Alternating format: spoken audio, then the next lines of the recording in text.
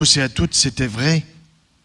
C'était en 1980 que, ayant fait le tour de la nutrition parentérale depuis l'intestin artificiel, thème de ma thèse en 1972, que j'ai décidé de m'intéresser à la nutrition par voie orale, à l'alimentation, parce que je me rendais bien compte qu'on voyait de plus en plus de malades atteints de cancer qui paraissaient en trop bonne forme.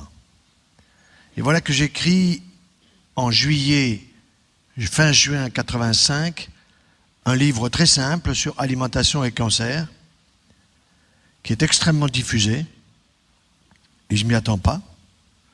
Et voilà qu'à la fin du mois de juillet, alors que j'allais partir en vacances, un monsieur m'appelle de Marseille, André Coquart, pour me dire « il faut que je vous rencontre, j'ai des choses très importantes à vous dire sur l'alimentation et le cancer ». Je dis « écoutez, je pars en vacances, je vous vois en septembre ». Première consultation de septembre, j'avais complètement oublié le rendez-vous, et mes infirmières me disent « vous avez donné un rendez-vous à un monsieur là, qui vous attend, il est là depuis un moment ». Ou là, je dis « mais j'ai pas le temps ». Bon, bref, je vais le saluer. Alors il me dit, c'est moi qui vous ai appelé, j'ai des choses très très importantes à vous dire. J'ai combien de temps pour vous convaincre? Je regarde ma montre, je dis 5 minutes. Il me dit, pas plus? Je dis, écoutez, si en 5 minutes vous ne me dites pas l'essentiel, vous êtes cuit. Et alors, il fait silence. Je me suis dit, il perd du temps. Et puis il me dit, est-ce que vous aimez la bonne nutrition, les bons aliments? Je dis, bien sûr. Mais tout le monde vous répondra la même chose. Il fait de nouveau silence. Je me suis dit, vraiment, il perd du temps.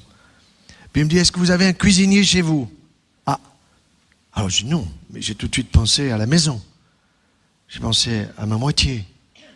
Je me suis dit, il va me proposer d'être cuisinier à la maison. Qu'est-ce qui va se passer? Est-ce qu'elle va accepter? Comment ça va tourner? Alors j'appelle mon épouse devant lui, je dis, tu sais, j'ai un monsieur qui me paraît très, très scientifique, tout ça, et tu t'intéresses comme moi, tu sais bien la nutrition, mais voilà, t'inquiète pas, il va venir te faire des démonstrations. J'ai besoin de personne. Non, mais attends, laisse-moi finir. Écoute chérie, écoute, c'est important, c'est pour la recherche, c'est pour les malades. Bon, alors finalement, elle a accepté. Et puis, avant de nous quitter, il me dit, qu'est-ce que vous n'aimez pas? J'ai dit, j'aime pas tout ce qui est gras. J'aime pas tout ce qui sent pas bon. Il me dit, c'est parfait. Et il me cite toute une liste d'aliments, effectivement, que je n'aimais pas. Les sardines trop grasses, les canards trop gras, les saucisses trop grasses, bref. Il prend rendez-vous avec mon épouse et puis 15 jours ou 3 semaines plus tard, j'arrive à la maison tard après une grosse journée. Oh mince, il y a le cuisinier. Il va falloir faire attention. Et sur la table de la cuisine, je vois que des choses que je n'aimais pas. Je me suis dit, il a déjà perdu celui-là. Et puis il commence à me faire du baratin. Je dis, écoutez, je suis fatigué par la journée, je n'ai pas mangé à midi, on se met à table tout de suite. On va bien voir. Et puis, j'ai goûté. Les sardines que j'aimais pas, la saucisse que j'aimais pas, le canard que j'aimais pas trop gras. Ce n'était plus gras. Il m'a montré au fond du cuit-vapeur toutes les cochonneries, il n'y a pas d'autre mot, qui sont dans l'aliment et qui finalement, par la cuisson à la vapeur douce, le rendent en quelque sorte bio. Et là, j'ai compris. Il est resté quelques jours à la maison, mais surtout, je l'ai engagé immédiatement au laboratoire. Il est resté 9 mois chez nous. Pas plus de 9 mois, pourquoi? Parce qu'il s'est disputé avec mes chercheurs. Et vous savez, quand vous avez des chercheurs qui ont 25-30 ans, ils se prennent tous pour des futurs prix Nobel. Et ils pensent que toute personne qui a mon âge d'aujourd'hui, c'est un vieux con. Ils ne prennent pas conscience de l'expérience que l'homme peut avoir. André Coquart avait un cahier de presse monumental sur des brevets qu'il avait acquis dans tous les domaines de la science. Mais un jour, sa femme lui dit « Tu fais des choses pour les autres et rien pour moi. » Il se dit « Que puis-je faire pour ma femme ?» Elle cuisine pas trop mal. Il n'osait pas trop lui dire quoi. Alors il avait du pognon et il a décidé de faire le tour du monde pour aller voir comment on cuisait les aliments, parce que c'était ça le point clé qu'il avait mis en évidence. Il est parti partout. Il a observé. Et puis, rentré à Marseille, effectivement, il a créé un restaurant pour voir ce que les gens choisissaient, ce qu'ils laissaient dans l'assiette, ce qu'ils aimaient, ce qu'ils n'aimaient pas. Et c'est à partir de là qu'il a créé son vitaliseur, qui est devenu le vitaliseur de Marion. Et c'est le système le plus idéal qui soit pour la cuisson nécessaires à notre santé. Il n'y a aucun doute là-dessus. Nous l'avons testé au laboratoire. On a testé le cuit vapeur de Marion comparé à la cocotte minute, à mettre au plafond et en écrivant Napoléon III, 1884. On a testé le micro-ondes, on a testé tous les autres moyens de cuisson. Aucun n'a la qualité de celui-là pour aider l'aliment à donner le meilleur de lui-même. Donc pour nous. Alors ce qui se passe aujourd'hui dans notre société, c'est que les gens ne sont pas conscients. Parce qu'ils ne voient pas, parce qu'ils veulent toucher. Ils ne sont pas conscients que tout ce qu'ils consomment et qui passe au niveau de leur palais, le palais des saveurs, ils ne se rendent pas compte que tout ça, ça part dans l'organisme, mais que c'est génialement organisé. Ils ne le voient pas. Et même encore aujourd'hui, on découvre des enzymes dans la salive qui sont des enzymes du goût. Quand vous demandez à un interne qui a fait chirurgie, qui va être un futur chirurgien, dis-moi Martin, combien tu as de glandes salivaires? Il vous regarde à travers son masque de chirurgien et il vous dit beaucoup. Non, je te demande un chiffre. Combien as-tu de glandes salivaires? Alors il vous répond 4. Je dis tu as 0, on en a 6. 2 parotides, 2 sous-maxillaires et 2 sublinguales. C'est là que ça démarre. Et c'est capable de fabriquer, si l'on mastique bien, 2 bouteilles comme ça, c'est-à-dire 1 litre de salive par jour. Car la digestion ne commence pas dans l'estomac, elle commence ici. Et les dents que nous avons ne sont pas pour le sourire de l'un ou de l'autre, elles sont pour broyer, mastiquer, rendre liquides les aliments solides, et pendant ce temps-là, les goûter. Car nos papilles sont destinées à nous donner le bonheur de tout ce que nous pouvons consommer comme aliment. Mais aujourd'hui, l'obésité coûte 10 milliards d'euros par an en France. 10 milliards d'euros, le diabète de type 2 acquis par la malnutrition et par la grande bouffe. Le cancer coûte 14 milliards d'euros. Nous sommes à 34 milliards d'euros. Quant aux maladies auto-immunes, de plus en plus nombreuses, liées à de mauvais fonctionnements par une mauvaise alimentation, parce que les gens suivent la télé 3h45 par jour. Alors je vous expliquerai, si vous voulez avoir un cancer, comment il faut l'avoir. Je vous expliquerai comment vous pouvez avoir une maladie d'Alzheimer, un cerveau de veau le plus tôt possible. Aucun problème. Toute notre société est orientée vers cela, et tout cet argent que l'on gaspille, on sait aujourd'hui que la moitié des cancers est liée à de mauvaises habitudes alimentaires, mais on n'ose pas le dire au grand public parce qu'il y a les lobbies qui dépensent un argent fou pour nous faire consommer les 24 milliards de litres de lait que l'on traite des vaches et qu'on nous fera consommer par les trous de nez, les oreilles en suppositoire, en yaya et en tout ce que vous voudrez. Alors aujourd'hui, vous êtes là passionnés par la nutrition, pas simplement pour vous-même, mais aussi pour tous ceux qui sont autour de vous. Et c'est vrai que je suis content dans mes conférences quand je vois toujours plus de femmes, bien qu'il y ait de plus en plus d'hommes qui s'y intéressent. Parce que quand vous informez une femme en France, vous en informez 200 d'un coup. Quand vous informez un homme, vous allez informer la moitié d'un, sauf si vous touchez à son sexe. Donc je vous réserve, messieurs, une petite anecdote qui pourra vous être utile et qui vous coûtera pas cher, vous verrez. Alors oui, si on veut avoir un cancer, c'est pas très compliqué. Et on va prendre le tube digestif de haut en bas assez rapidement pour que vous reteniez les points clés. Car si vous voulez l'avoir, vous allez l'expliquer à vos patients. Et vous allez voir que on peut leur expliquer. Je me souviens de ce couple qui vient à ma consultation au centre anticancéreux de Montpellier, où aujourd'hui on opère 12 malades atteints de cancer du sein, où l'on opère des cancers du côlon, du rectum, où l'on opère des cancers de la prostate qui n'ont pas besoin d'être opérés, j'en parlerai certainement. Alors ce couple, il vient et je demande qui est malade, j'avais la parité, l'homme et la femme.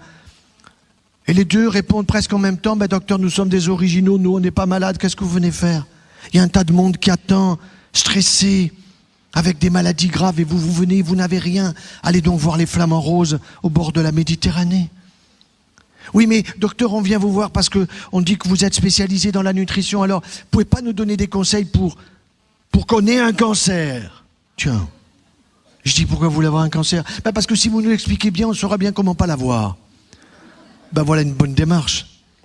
Une démarche de l'intelligence qui fait que le grand public aujourd'hui veut savoir comment ça marche et s'intéresse même plus souvent que les médecins qui sont liés aux laboratoires pharmaceutiques, lesquels ont compris qu'il y avait beaucoup plus de gens en bonne santé que de gens malades. Alors il faut donner aux gens en bonne santé pour l'ostéoporose, pour la ménopause, tout ce qui est pause, andropause. Il faut absolument que nous prenions quelque chose et comme ça, on est certain de devenir malade. Et là, les labos peuvent s'occuper en plus de nous. Tout ça remboursé par la Sécu, bien sûr.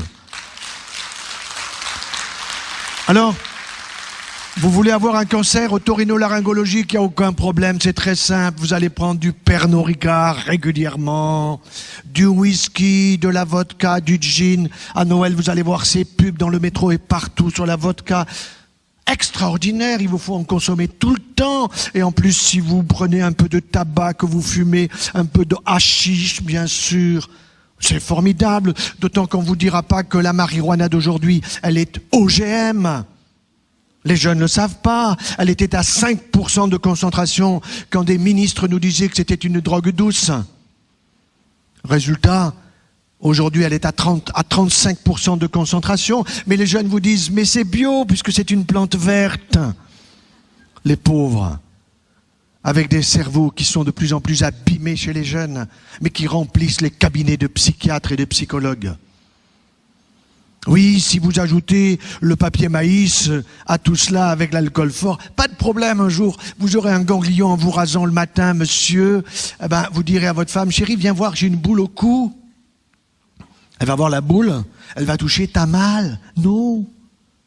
Mais elle stresse tout de suite, elle appelle le toubib. Docteur, mon mari a une boule au cou. Et le docteur a tout de suite fait le diagnostic au téléphone.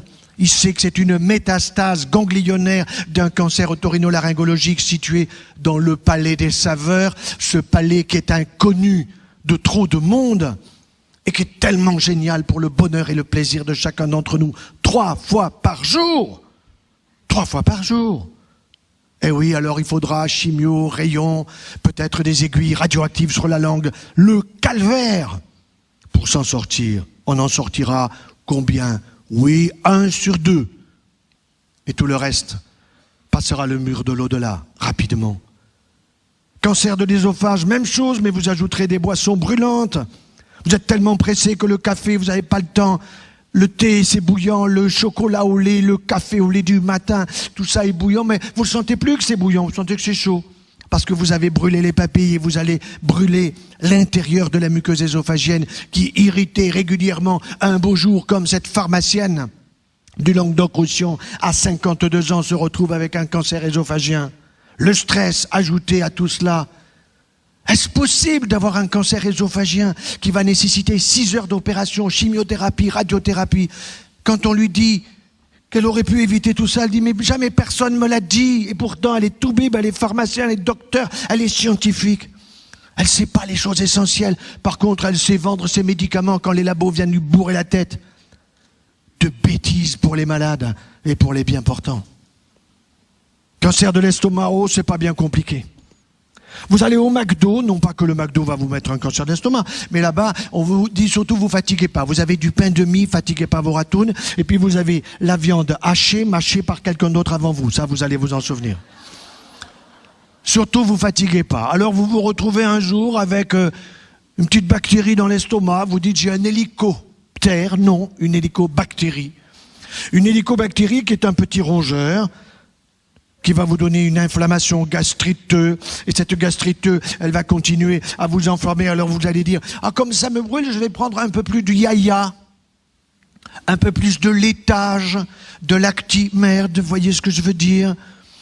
Surtout que la télé vous a dit ce matin qu'avec ça, vous allez être encore mieux, et évidemment, vous avez déjà 10 kilos de plus, vous allez en prendre un de plus, ça on vous le dit pas.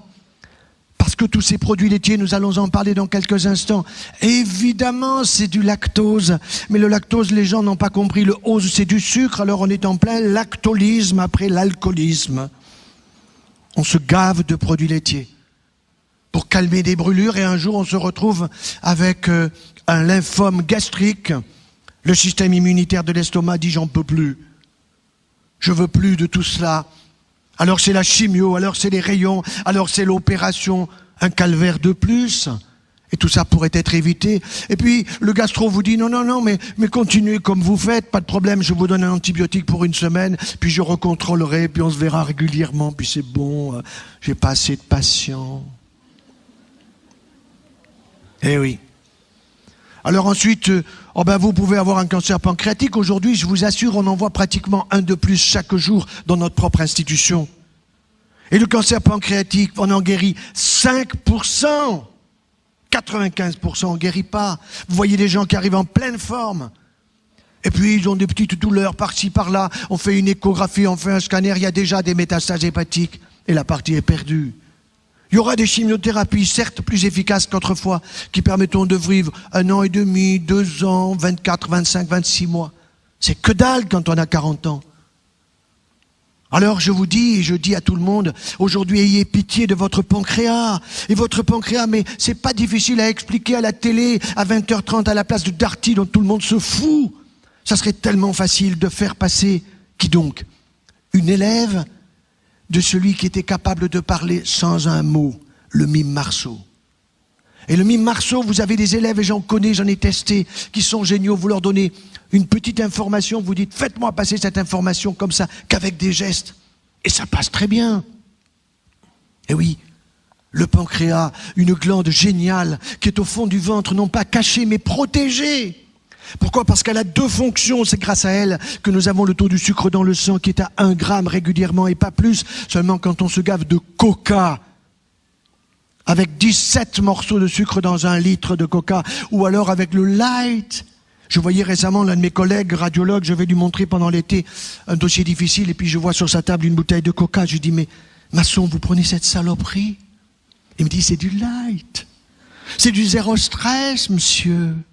Je dis, vous foutez de moi? Ah ben non, il n'y a pas d'aspartame. Je dis, attention, prenez votre loupe.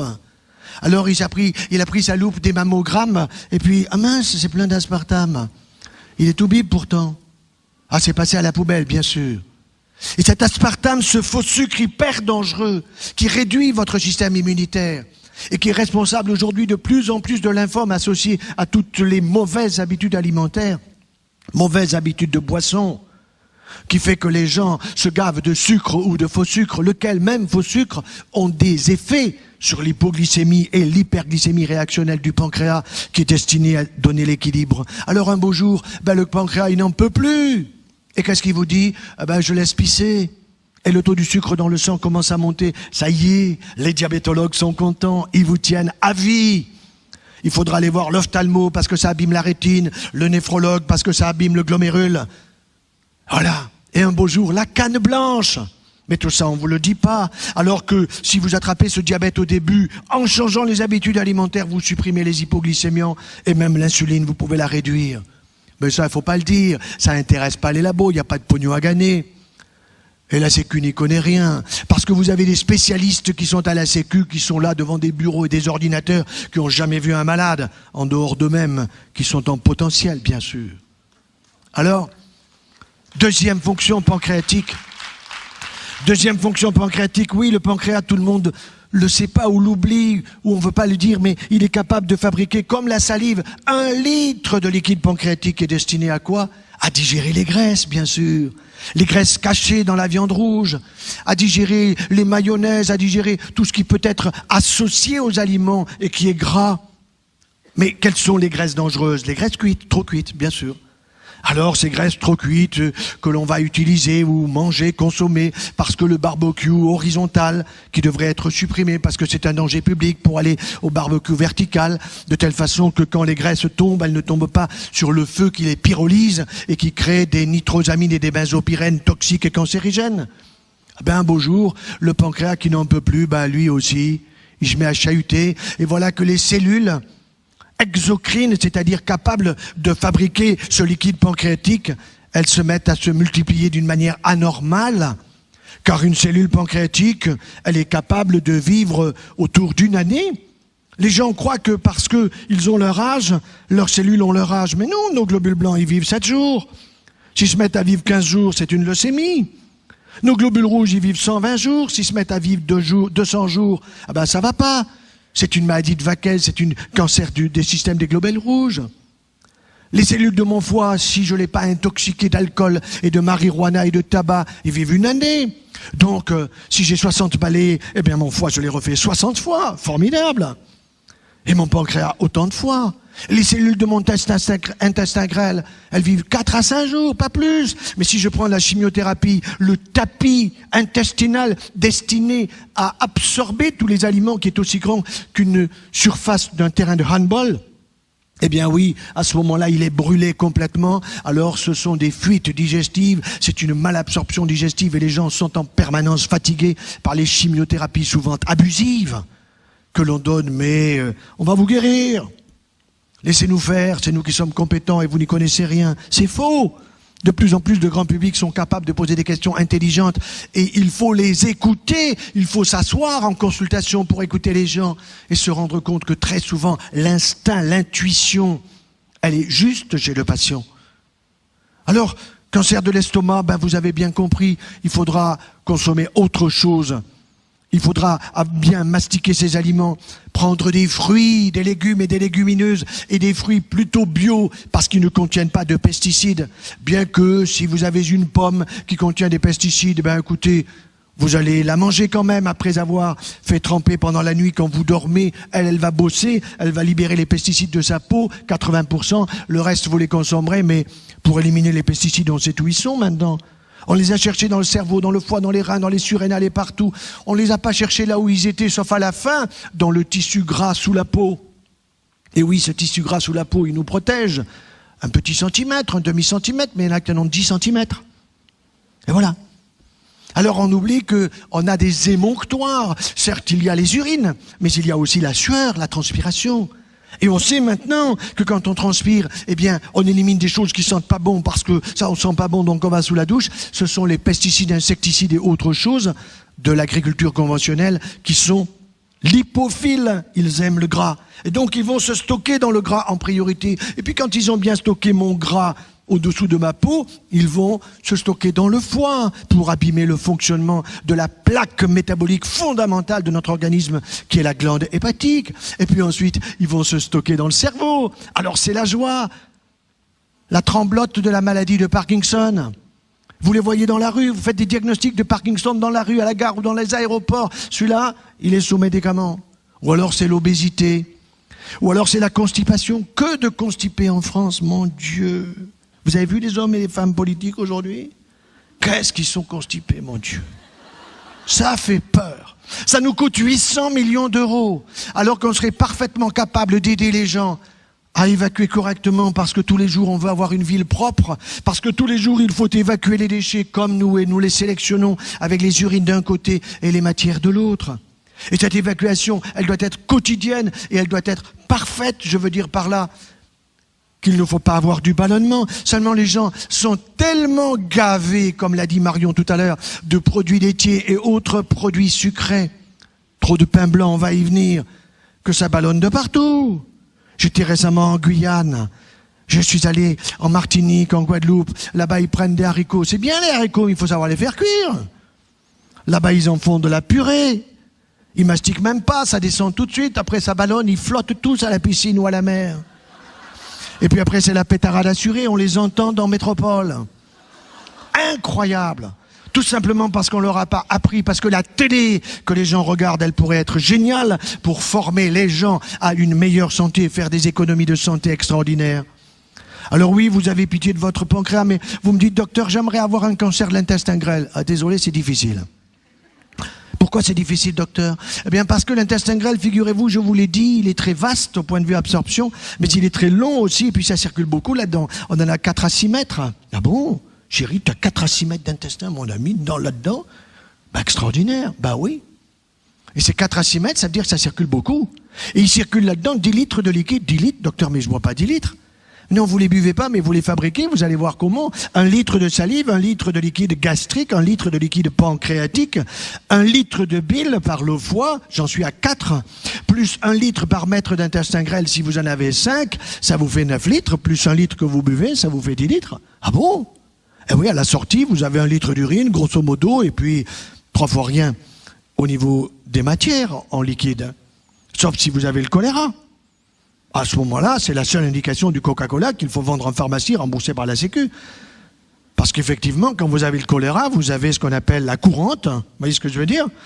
Et donc là, il faut prendre du sucre à fond la caisse. Donc d'un côté Coca et de l'autre la suite. Voilà, et là vous vous en sortez. C'est la seule indication du Coca-Cola. La deuxième indication, c'est pour nettoyer votre tapis. Vous avez remarqué, quand vous avez une tache, vous pouvez nettoyer le tapis. Voilà, là, il n'y a aucun problème. Ça sera efficace. Par contre, si vous voulez avoir maintenant un cancer du côlon, alors là, c'est chouette. C'est comme en politique. Vous avez le droit, le transverse, le modem, et puis le gauche, et puis le sigmoïde, vous voyez? Là, vous pouvez vous en prendre un quand vous voulez. Là, je vous aide. Hein. Alors, c'est pas de problème. Surtout, jamais de fibres. Jamais le petit râteau pour nettoyer l'intestin. Et puis que ça constipe bien, que ça reste, que ça pullule. Putréfaction, pullulation. Oh, ça sent la sortie. Aucun problème. Hein. C'est pour ça que dans les toilettes, aujourd'hui, vous avez des pshhh permanents. L'air de Lozère, l'air d'Aveyron, vous les avez tous, au citron, machin. Ben oui, bien sûr. Alors que ça ne devrait pas dépasser l'odeur d'un fumier végétal, provenant tout simplement d'un animal, c'est la même chose. Mais nous consommons que de l'animal et peu de végétal. Sauf que maintenant, il y a des végétaliens, alors ceux-là, c'est les talibans du végétal. Les talibans du végétal, ils ont tellement compris tout ça qu'ils disent, ça y est, j'ai tout compris, j'abandonne les animaux, c'est une religion, c'est la macrobiotique, etc. Et puis, que du végétal, alors ils sont fatigués. Ils ont la libido dans les chaussettes, ils meurent avant tout le monde, ils coûtent la peau du cul à la sécurité sociale. Et non, il faut avoir une orientation végétarienne. Végétarienne, ça veut dire qu'on n'a pas peur de consommer des œufs, des bonnes cocottes, car le cholestérol jaune d'œuf d'un jaune liquide, c'est du bon cholestérol. C'est du bon cholestérol qui fait baisser le mauvais, qui fait baisser le LDL, qui fait monter le HDL, et on peut en prendre pratiquement, il y a encore une publication récemment, pratiquement un par jour, aucun danger. Alors, mollet, à la coque, au plat, mais liquide, c'est ça qui est important. Et l'albumine est essentielle, en particulier chez les personnes âgées. Vous avez remarqué que chez les personnes âgées, dans les maisons de retraite, ils ont tous un plumier. Les gosses savent pas ce que c'est un plumier, mais les vieux, oui, ils avaient un plumier à l'école. Ben maintenant, ils ont un plumier, lundi, mardi, mercredi, jeudi, et puis chaque jour, il est coupé. En toutes les 3 heures, vous prenez un truc. Et si vous n'êtes pas content, oulala, on va vous donner un médicament pour mieux dormir. Là, c'est légumes assurés. Voilà. Là, on en est là. Alors je voudrais insister sur, au fond, 2 éléments importants dans notre nutrition d'aujourd'hui. Vous avez d'une part le problème des produits laitiers et d'autre part le problème du gluten. C'est vrai que les produits laitiers, on les a vus arriver progressivement et que lorsque nous étions enfants, on se souvient que on passait chez le vacher, on allait chercher comme Perrette sur sa tête avec son pot au lait. On allait chercher le lait, puis quand on rentrait à la maison, on le faisait bouillir, et puis il y avait la crème épaisse. On l'aimait ou on l'aimait pas, mais on en faisait des bonnes choses. Et cette crème épaisse, c'était quoi? Maintenant, on le sait. C'était les facteurs de croissance des produits laitiers qui étaient floculés en termes physiques, c'est-à-dire qui avaient perdu leur capacité d'efficacité sur notre propre corps. Mais c'était les facteurs de croissance qui étaient destinés au fils de la vache qui s'appelle le veau. Il y en a 3. IGF, EGF et TGF. Alors IGF, insuline growth factor, facteur de croissance insulinique, insuline pancréas, donc pour aider à la construction, à la croissance du système digestif de l'animal. TGF, transforming growth factor, qui est à dire destiné à transformer, donc facteur de croissance qui transforme le muscle, les articulations et les tendons de l'animal, pas les nôtres. Et puis EGF, épidermal, growth factor, c'est-à-dire facteur de croissance épidermique de la peau qui permet au veau d'avoir effectivement une carcasse périphérique qui est la sienne et qui n'est point la nôtre. Et oui, nos mamans étaient géniales. Elles étaient géniales parce qu'elles savaient ce qu'elles faisaient en faisant bouillir, parce que elles faisaient que nous avions un lait qui était stérile, effectivement. Elles ne voulaient pas que nous attrapions la tuberculose entre guillemets bovine. Mais ce qu'elles ne savaient pas, nos chères mamans, c'est qu'en faisant bouillir le lait comme elles faisaient, elles supprimaient les facteurs de croissance, elles les faisaient exploser dans leur formule chimique. Aujourd'hui, ils n'explosent plus. Ils n'explosent plus. Parce que vous avez ces 24 milliards de litres de lait qui sont passés pour 98% à ultra haute température. Ça veut dire quoi? 3-4 secondes maximum à 130 degrés. Vous tuez les germes, mais vous ne tuez pas les facteurs de croissance. Alors j'ai saisi... C'était en 2009, au nom du mouvement familial que je représente sur toute la France. J'ai dit voilà, eh bien écoutez, les Français, les familles sont inquiètes par le nombre de maladies nouvelles qui apparaissent, par de plus en plus de cancers du sein, de la prostate chez des gens de plus en plus jeunes. Et donc, est-ce qu'il n'y a pas une relation avec les produits laitiers? Donc j'ai fait une saisine Cette saisine peut être refusée. Elle a été acceptée, j'ai été convoqué, j'ai présenté devant des experts le pourquoi, des questions que je posais.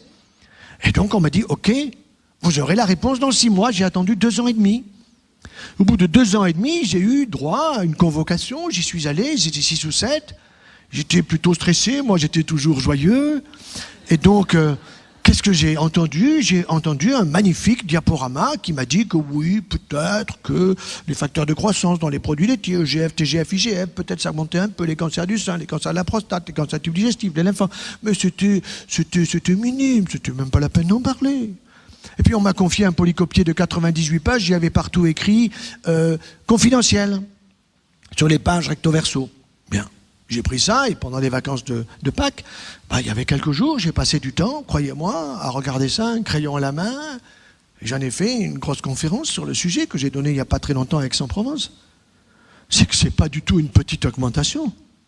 C'est qu'il y a effectivement dans les facteurs de croissance au niveau chimique pour les spécialistes, des ponts disulfure. Qu'est-ce que c'est qu'un pont disulfure? Disulfure, 2 sulfures, c'est la molécule de soufre.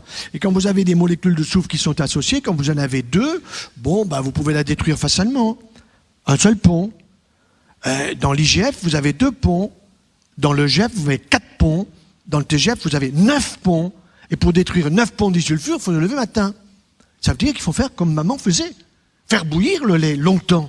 Ça veut dire que quand nous sommes effectivement dans les Pyrénées, à côté de chez le vacher, on va traire la vache gentiment, et puis ensuite on fait comme autrefois, on fait bouillir le lait. Mais ça dure quoi, le temps des vacances?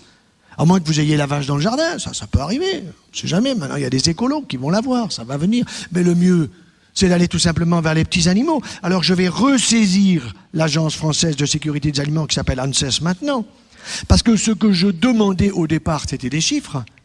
Je voulais savoir ce qu'il y avait comme quantité de facteurs de croissance, et je sais déjà par exemple que quand vous prenez le lait qui sort de la vache et que vous allez tester, chercher le taux du TGF, vous avez 9000 picogrammes, vous faites bouillir, il reste 300.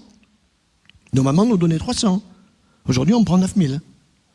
Et figurez-vous que le traitement du cancer moderne aujourd'hui, c'est fini la chimiothérapie. Dans quelques années vous n'en entendrez plus parler. Vous entendez parler de plus en plus de thérapies ciblées, qui ciblent la tumeur et qui ne vont pas abîmer d'autres cellules normales. Parce que les gens vous disent, docteur, j'ai un cancer du sein et vous me faites tomber les cheveux, mais j'ai pas un cancer du cuir chevelu. Docteur, j'ai un cancer du côlon et du rectum, ou j'ai un cancer mal situé là-bas en bas, un cancer du testicule, et puis je me retrouve sans cheveux, sans les cils, les sourcils et tout ça. D'où ça vient tout ça? J'ai pas de cancer par là. Ben oui, parce que les traitements qu'on donnait, qu'on donne encore, ces chimiothérapies, c'était pour destiner tout simplement à tuer toutes cellules en train de se multiplier, au niveau des cheveux, au niveau des ongles, au niveau de n'importe quelle partie du corps, et des globules blancs en particulier. Or, les globules blancs, c'est quoi? C'est notre système immunitaire. Vous savez, il y a 3 ou 4 choses comme ça qui sont essentielles à faire comprendre aux gens. Je vais donner 2 exemples précis. Les personnes, en général, pensent qu'on a un cœur avec un cœur droit et un cœur gauche. Et c'est vrai, toutes les secondes, le cœur gauche envoie du sang toutes les secondes de la tête aux pieds, là, même pendant que vous écoutez. Et puis, quasiment dans la même seconde, il y a le retour qui se fait. C'est une économie fantastique qu'il faudra apprendre aux banquiers. On ne perd rien. Bon. Mais on a 2 autres cœurs. Ah, docteur, on a 2 autres cœurs. Ah oui, le cœur affectif, oui, ça d'accord. Non, on a 2 autres cœurs. Ils sont sous la plante des pieds. Ah bon? J'ai des cœurs sous la plante des pieds? Alors les gens, ils se regardent les chaussures. Et puis je dis oui.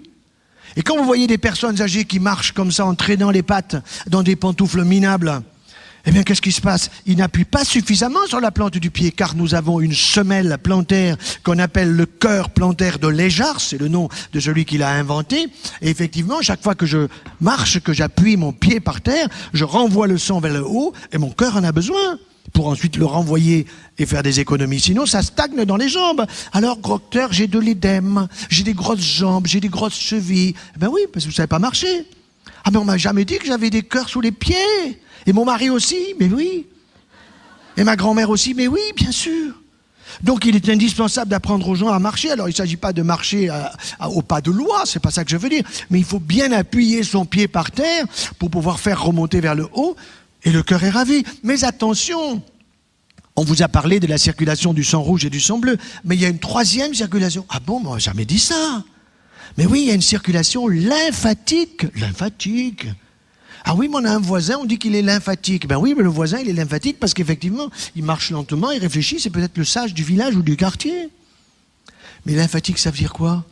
Ben ça veut dire que nous avons une circulation lymphatique, effectivement, vous allez voir, qui est formidable. Et quand je suis en train d'opérer, ou que ce soit dans le thorax ou dans le ventre, j'enseigne mon interne, mes externes qui sont là, je dis, vous allez me décrire ce que vous voyez au bout de mon instrument.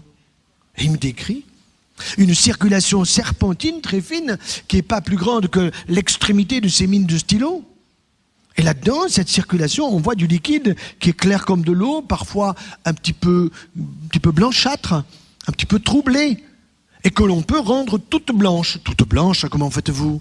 Oh ben, il suffit tout simplement de faire prendre une bonne consommation d'un produit gras comme du beurre, 100 grammes de beurre la veille, et le lendemain, tout le système lymphatique, il est envahi de tissu gras. Ah bon? C'est-à-dire qu'il devient blanc.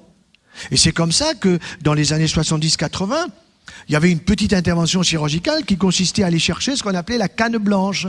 On allait chercher une petite canne blanche ici, dans la région susclaviculaire gauche, parce que c'est l'arrivée du système lymphatique. Il y a une petite crosse, comme cela, et cette crosse, pour bien la voir, eh bien, pour bien la visualiser, on donnait aux patients la veille 100 grammes ou 150 grammes de beurre. On était sûr qu'on avait une canne blanche impeccable. On pouvait la disséquer, on pouvait même la cathétériser pour récupérer quoi? Du liquide lymphatique. Et dans le liquide lymphatique, qu'y a-t-il? Il y a des lymphocytes. Ah, lymphocytes, c'est quoi? Ce sont des globules blancs. Et ce qui est formidable, c'est que des globules blancs, vous en avez autant de familles que vous avez de marques de voitures, Peugeot, Renault, Citroën, Chrysler et tout le reste. Seulement, ces marques de voitures, elles font toujours la même chose. Tandis que là, ces familles de cellules lymphocytes, vous avez des tueurs, vous avez des helpers, des killers et des helpers, c'est-à-dire ceux qui aident et ceux qui tuent des bactéries ou des virus, qui sont utiles à notre propre protection. On parle de l'immunité parlementaire, qui permet de faire n'importe quoi. Mais nous avons une immunité qui ne permet pas de faire n'importe quoi. Il faut que nous fassions attention, que nous soyons conscients de cette immunité. Si vous avez par exemple un panari au niveau du pouce, vous avez fait diagnostic, vous dites j'ai un panari, vous n'avez pas besoin du tout, mais ben, si, vous allez le voir pour qu'il vous soigne. Docteur, j'ai un panari sur mon pouce droit. Ah ben oui, il est d'accord, il ne va pas toucher, sinon il vous fait hurler. Par contre, il va vous examiner les selles, il va vous examiner le coude, il cherche des ganglions, et quand il palpe le ganglion dans la région axillaire, du même côté que le panari, il est content parce qu'il dit le système immunitaire de monsieur ou de madame fonctionne, ça bloque le staphylocoque qui ne va pas passer dans le sang pour donner une septicémie. Formidable. Et vous pensez que c'est difficile à expliquer? Moi, j'explique ça à des gosses dans les écoles. Ils sont fascinés, ils arrivent à la maison, mamie, papy, ils expliquent. La transmission peut se faire à l'envers maintenant, des plus jeunes aux plus anciens. Mais c'est très important de bien faire comprendre ce système immunitaire parce qu'il est lié à notre alimentation. Alors vous avez bien compris que si vous avez des facteurs de croissance qui viennent des produits laitiers en plus du lactose en excès, d'abord le lactose, vous allez en faire quoi? C'est du sucre. Comme vous avez dépassé la nécessité dont votre corps a besoin parce que vous n'êtes pas tellement bûcheron, parce qu'en général on passe pas mal de temps dans le fauteuil, parce qu'on ne se fatigue pas trop, il ne faut pas trop fatiguer notre corps. Moyennant quoi, il est fatigué. Ça c'est formidable, c'est la dame qui vient vous voir, vous l'examinez, vous la tranquillisez, et puis elle vous dit docteur, vous pouvez voir le dossier de mon mari? Bien sûr madame, montrez-moi qu'est-ce qui se passe. Il est tout le temps fatigué. Et qu'est-ce qu'il fait? Rien. Voilà, ça c'est formidable. Il ne fait rien et pourtant il est tout le temps fatigué. Je vois le diagnostic tout de suite. Ah, je me marre là. Alors voilà, voyez docteur, j'ai poussé mon docteur quand même. J'ai pu obtenir qu'il fasse une échographie. Le mari est là, mais laisse donc le docteur tranquille, tu as bien vu que l'échographie elle est normale. Seulement le monsieur, lui, il a lu que la conclusion. La conclusion qui dit il n'y a pas de tumeur, tranquille. Madame, elle lit tout. La grosse différence entre l'homme et la femme, on veut tous nous mettre au même niveau. Vous avez vu comme c'était fabuleux tout à l'heure. Cette parité de l'homme et de la femme en train de jouer de la musique, et bien là c'est la même chose. La femme elle lit tout, docteur. Il y a écrit que mon mari il a une stéatose hépatique, ça veut dire quoi? Il a le foie gras. Ah bon? Mais c'est pas une oie mon mari.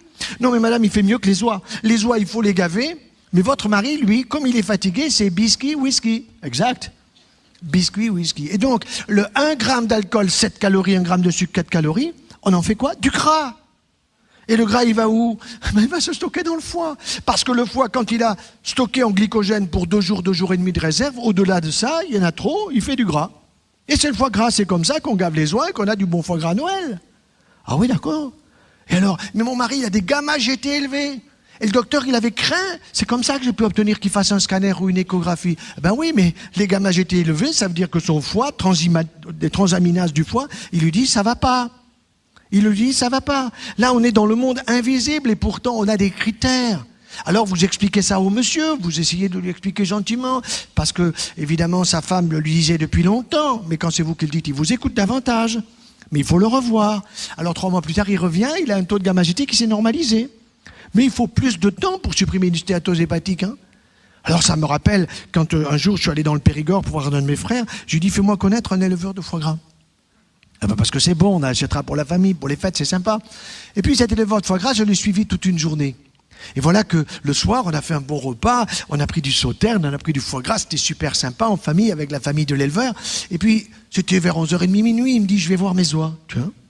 Je dis, lui, il va voir ses oies le soir, et moi, je vais voir mes malades. Je peux vous accompagner? Bien sûr, docteur, venez avec moi, vous allez voir, c'est formidable.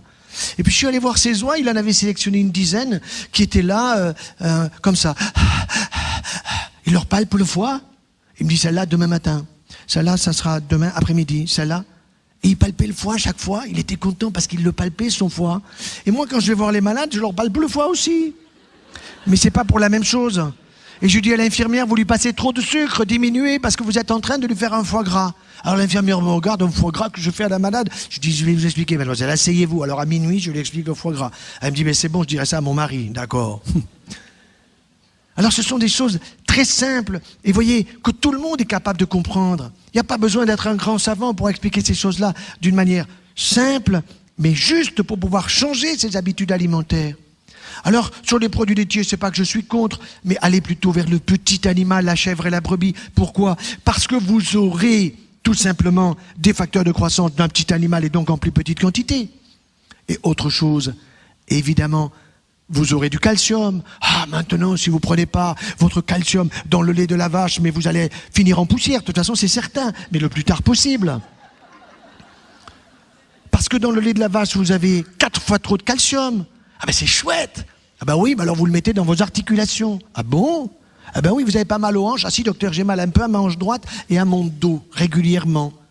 Et alors? Ah ben oui, mais je sais pas quoi faire. Alors je suis allé voir le rhumato, il me propose des infiltrations. Vous en pensez quoi? Bah... ça sera à vie. À vie. Ou alors on va vous donner, comme cette malade qui arrive me voir un jour et qui marchait comme si elle marchait sur des œufs. Elle se met là devant moi, elle s'assied, elle enlève ses chaussures minables et je vois des doigts de pied avec des articulations interphalangiennes qui étaient rosées, qui étaient inflammatoires. Évidemment, elle avait mal. Je dis, mais pourquoi vous venez me voir? Moi, je suis chirurgien cancérologue, vous n'avez pas un cancer? Vous avez une polyarthrite rhumatoïde? Il me dit oui, je suis allé voir mon docteur, il m'a dit va voir le rhumato ma chérie. Alors je suis allé voir le rhumato, il m'a dit madame c'est une maladie à vie, première poussée, quel âge vous avez? 32 ans. À vie. Et alors j'ai dit au docteur mais qu'est-ce que c'est le traitement? Ben voilà, vous allez avoir des anti-inflammatoires pour supprimer la douleur. Mais comme ça va vous brûler un peu l'estomac, vous aurez un traitement pour éviter la brûlure de l'estomac. D'accord? Et puis ensuite vous allez avoir du méthotrexate, comment ça s'écrit? M-E-T-O, etc. Elle écrit tout ça. Elle s'en va, toute penaude. Elle rentre chez elle, elle prend l'ordinateur, méthotrexate, traitement du cancer, j'ai pas un cancer. Anti-inflammatoire, ça fait des brûlures à l'estomac, ça fait des hémorragies, mais je veux pas de ça. Et puis elle continue à surfer, puis elle voit alimentation, 3e médecine, un bouquin, un type qui s'appelle Jean Seignalé Montpellier, oula, elle dit, il faut que je le voie. Elle apprend qu'il est plus de ce monde, et puis elle voit qu'il y a un type qui a un nom de clown, qui a fait la préface. Alors elle vient me voir, c'est comme ça qu'elle est arrivée. Elle me dit, mais vous me conseillez toi, puisque vous avez préfacé le bouquin, vous savez bien ce qu'il faut dire. Eh bien, madame, c'est très simple, en arrivant chez vous, vous ouvrez le frigidaire. Oui, je vois.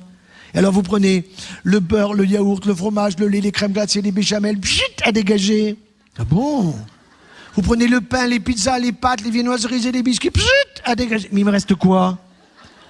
Ben, il vous restera que vous allez remplir le frigo avec des bonnes choses. Vous y mettrez des bons poissons, de la viande blanche, vous y mettrez des bons fruits, des bons légumes, et si possible bio. Vous allez être copain avec l'agriculteur qui est le premier acteur de votre santé, madame. Ah bon? Le premier acteur de ma santé, mais c'est mon docteur. Mais non, madame, c'est pas votre docteur, c'est le dernier, le docteur. Le premier, c'est l'agriculteur, le deuxième, c'est vous, le troisième, c'est le docteur. Alors oui, le problème du pain, pourquoi vous me virez tout ça, docteur? Moi, je veux comprendre. Alors, je lui ai expliqué les facteurs de croissance. Je lui ai dit, en plus, si vous voulez avoir un cerveau de veau, formidable. Ah ben oui, justement, ce matin, en partant de chez moi, je ne savais pas où j'avais mis mes clés. Ça commence. Le nombre de gens qui perdent la mémoire, oh là là, mais c'est effrayant. Pourquoi? Parce que c'est la région de l'hippocampe. Et savez-vous que vous avez 2 zones du cerveau absolument fabuleuses où vous pouvez multiplier les neurones? Formidable. Le bulbe olfactif, c'est-à-dire la zone antérieure du cerveau. Vous avez le lobe olfactif à droite et à gauche qui permet de sentir les bons plats, les bons fruits, les bons légumes. Vous prenez une pomme bio, elle sent la pomme. Vous prenez une pomme pas bio, elle sent que dalle. Ça change tout. Or, nous devons stimuler notre système olfactif. Nous pouvons multiplier les neurones dans le système olfactif si nous le stimulons. Et quel est le premier signe de la maladie d'Alzheimer? C'est l'anosmie. Et l'anosmie, c'est quoi? Je ne sens plus les odeurs. Même quand ça sent mauvais, je ne sens pas. Ben oui, ça c'est vrai. C'est pour ça qu'il y a tous les petits dans les toilettes, vous comprenez? Pour les suivants. Voilà.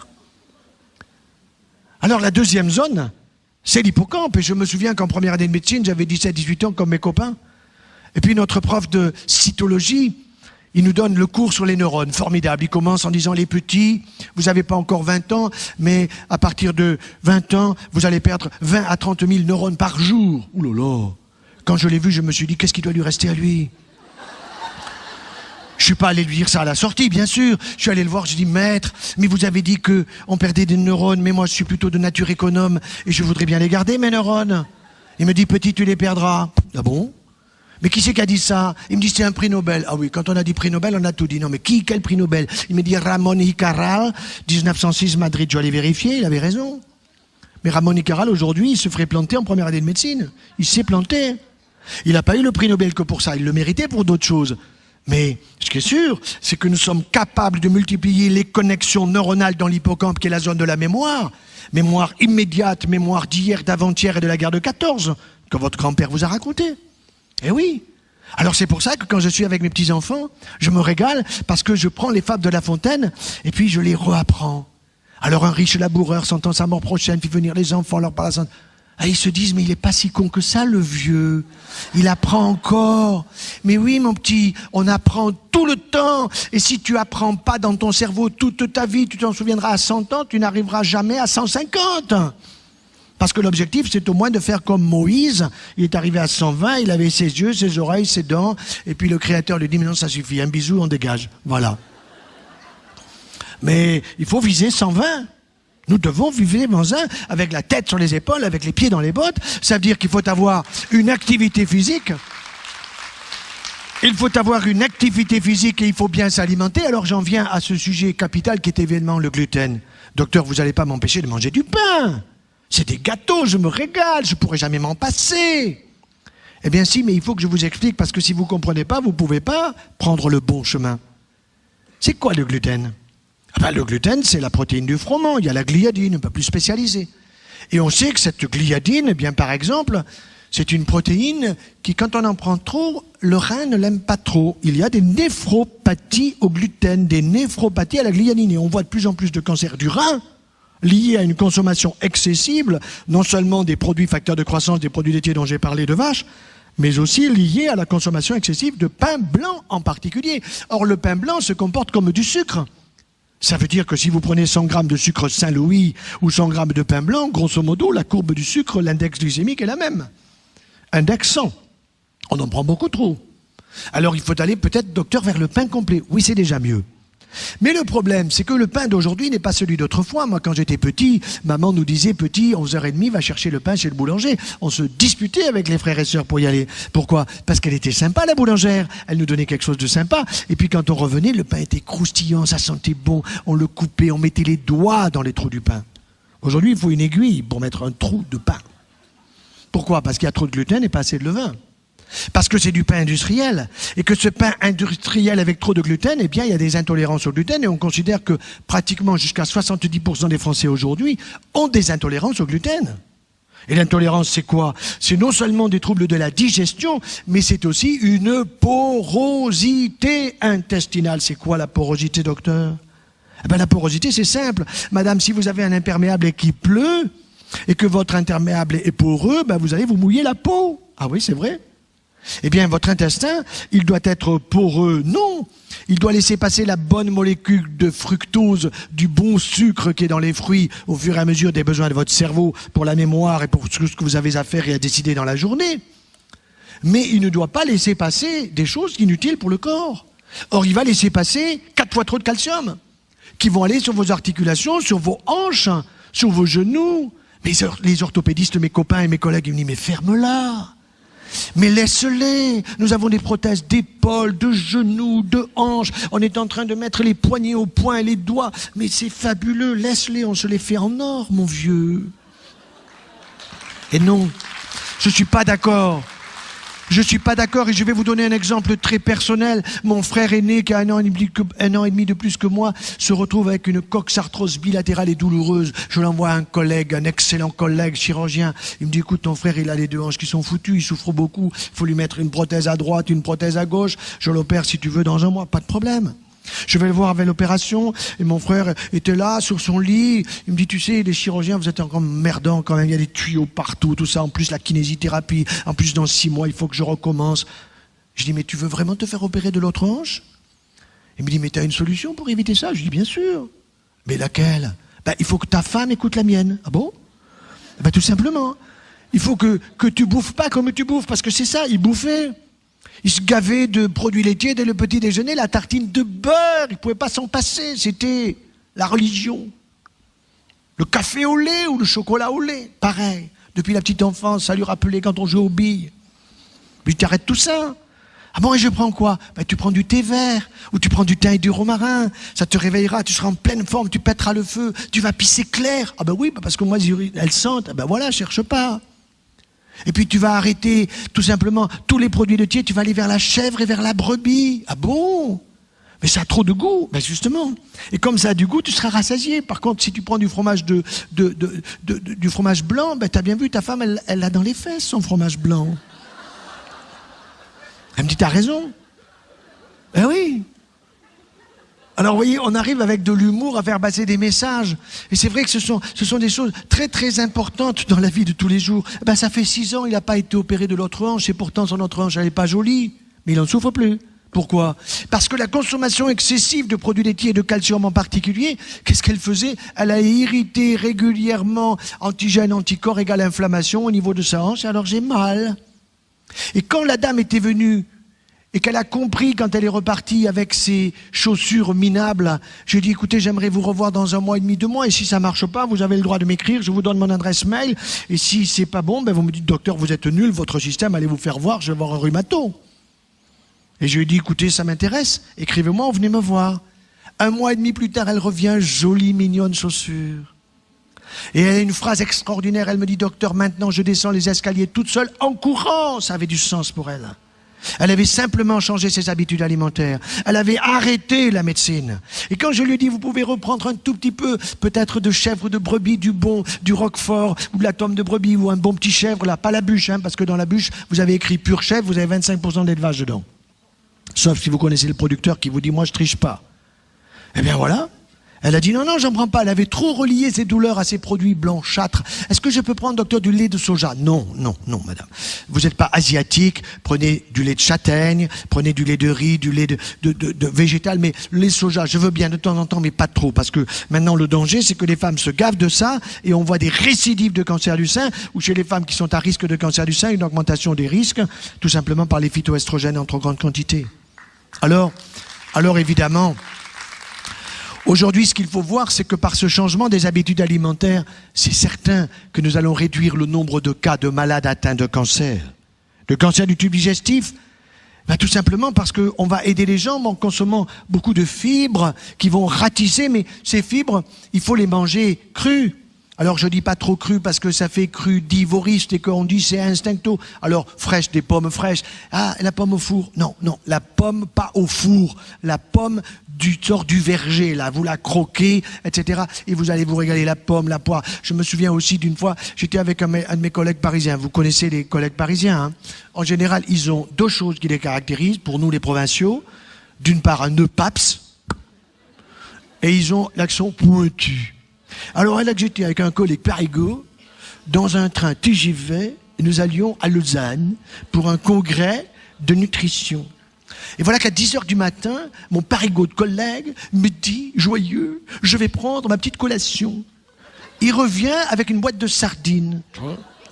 Tu prends des sardines à 10h, toi? Et il me dit oméga 3.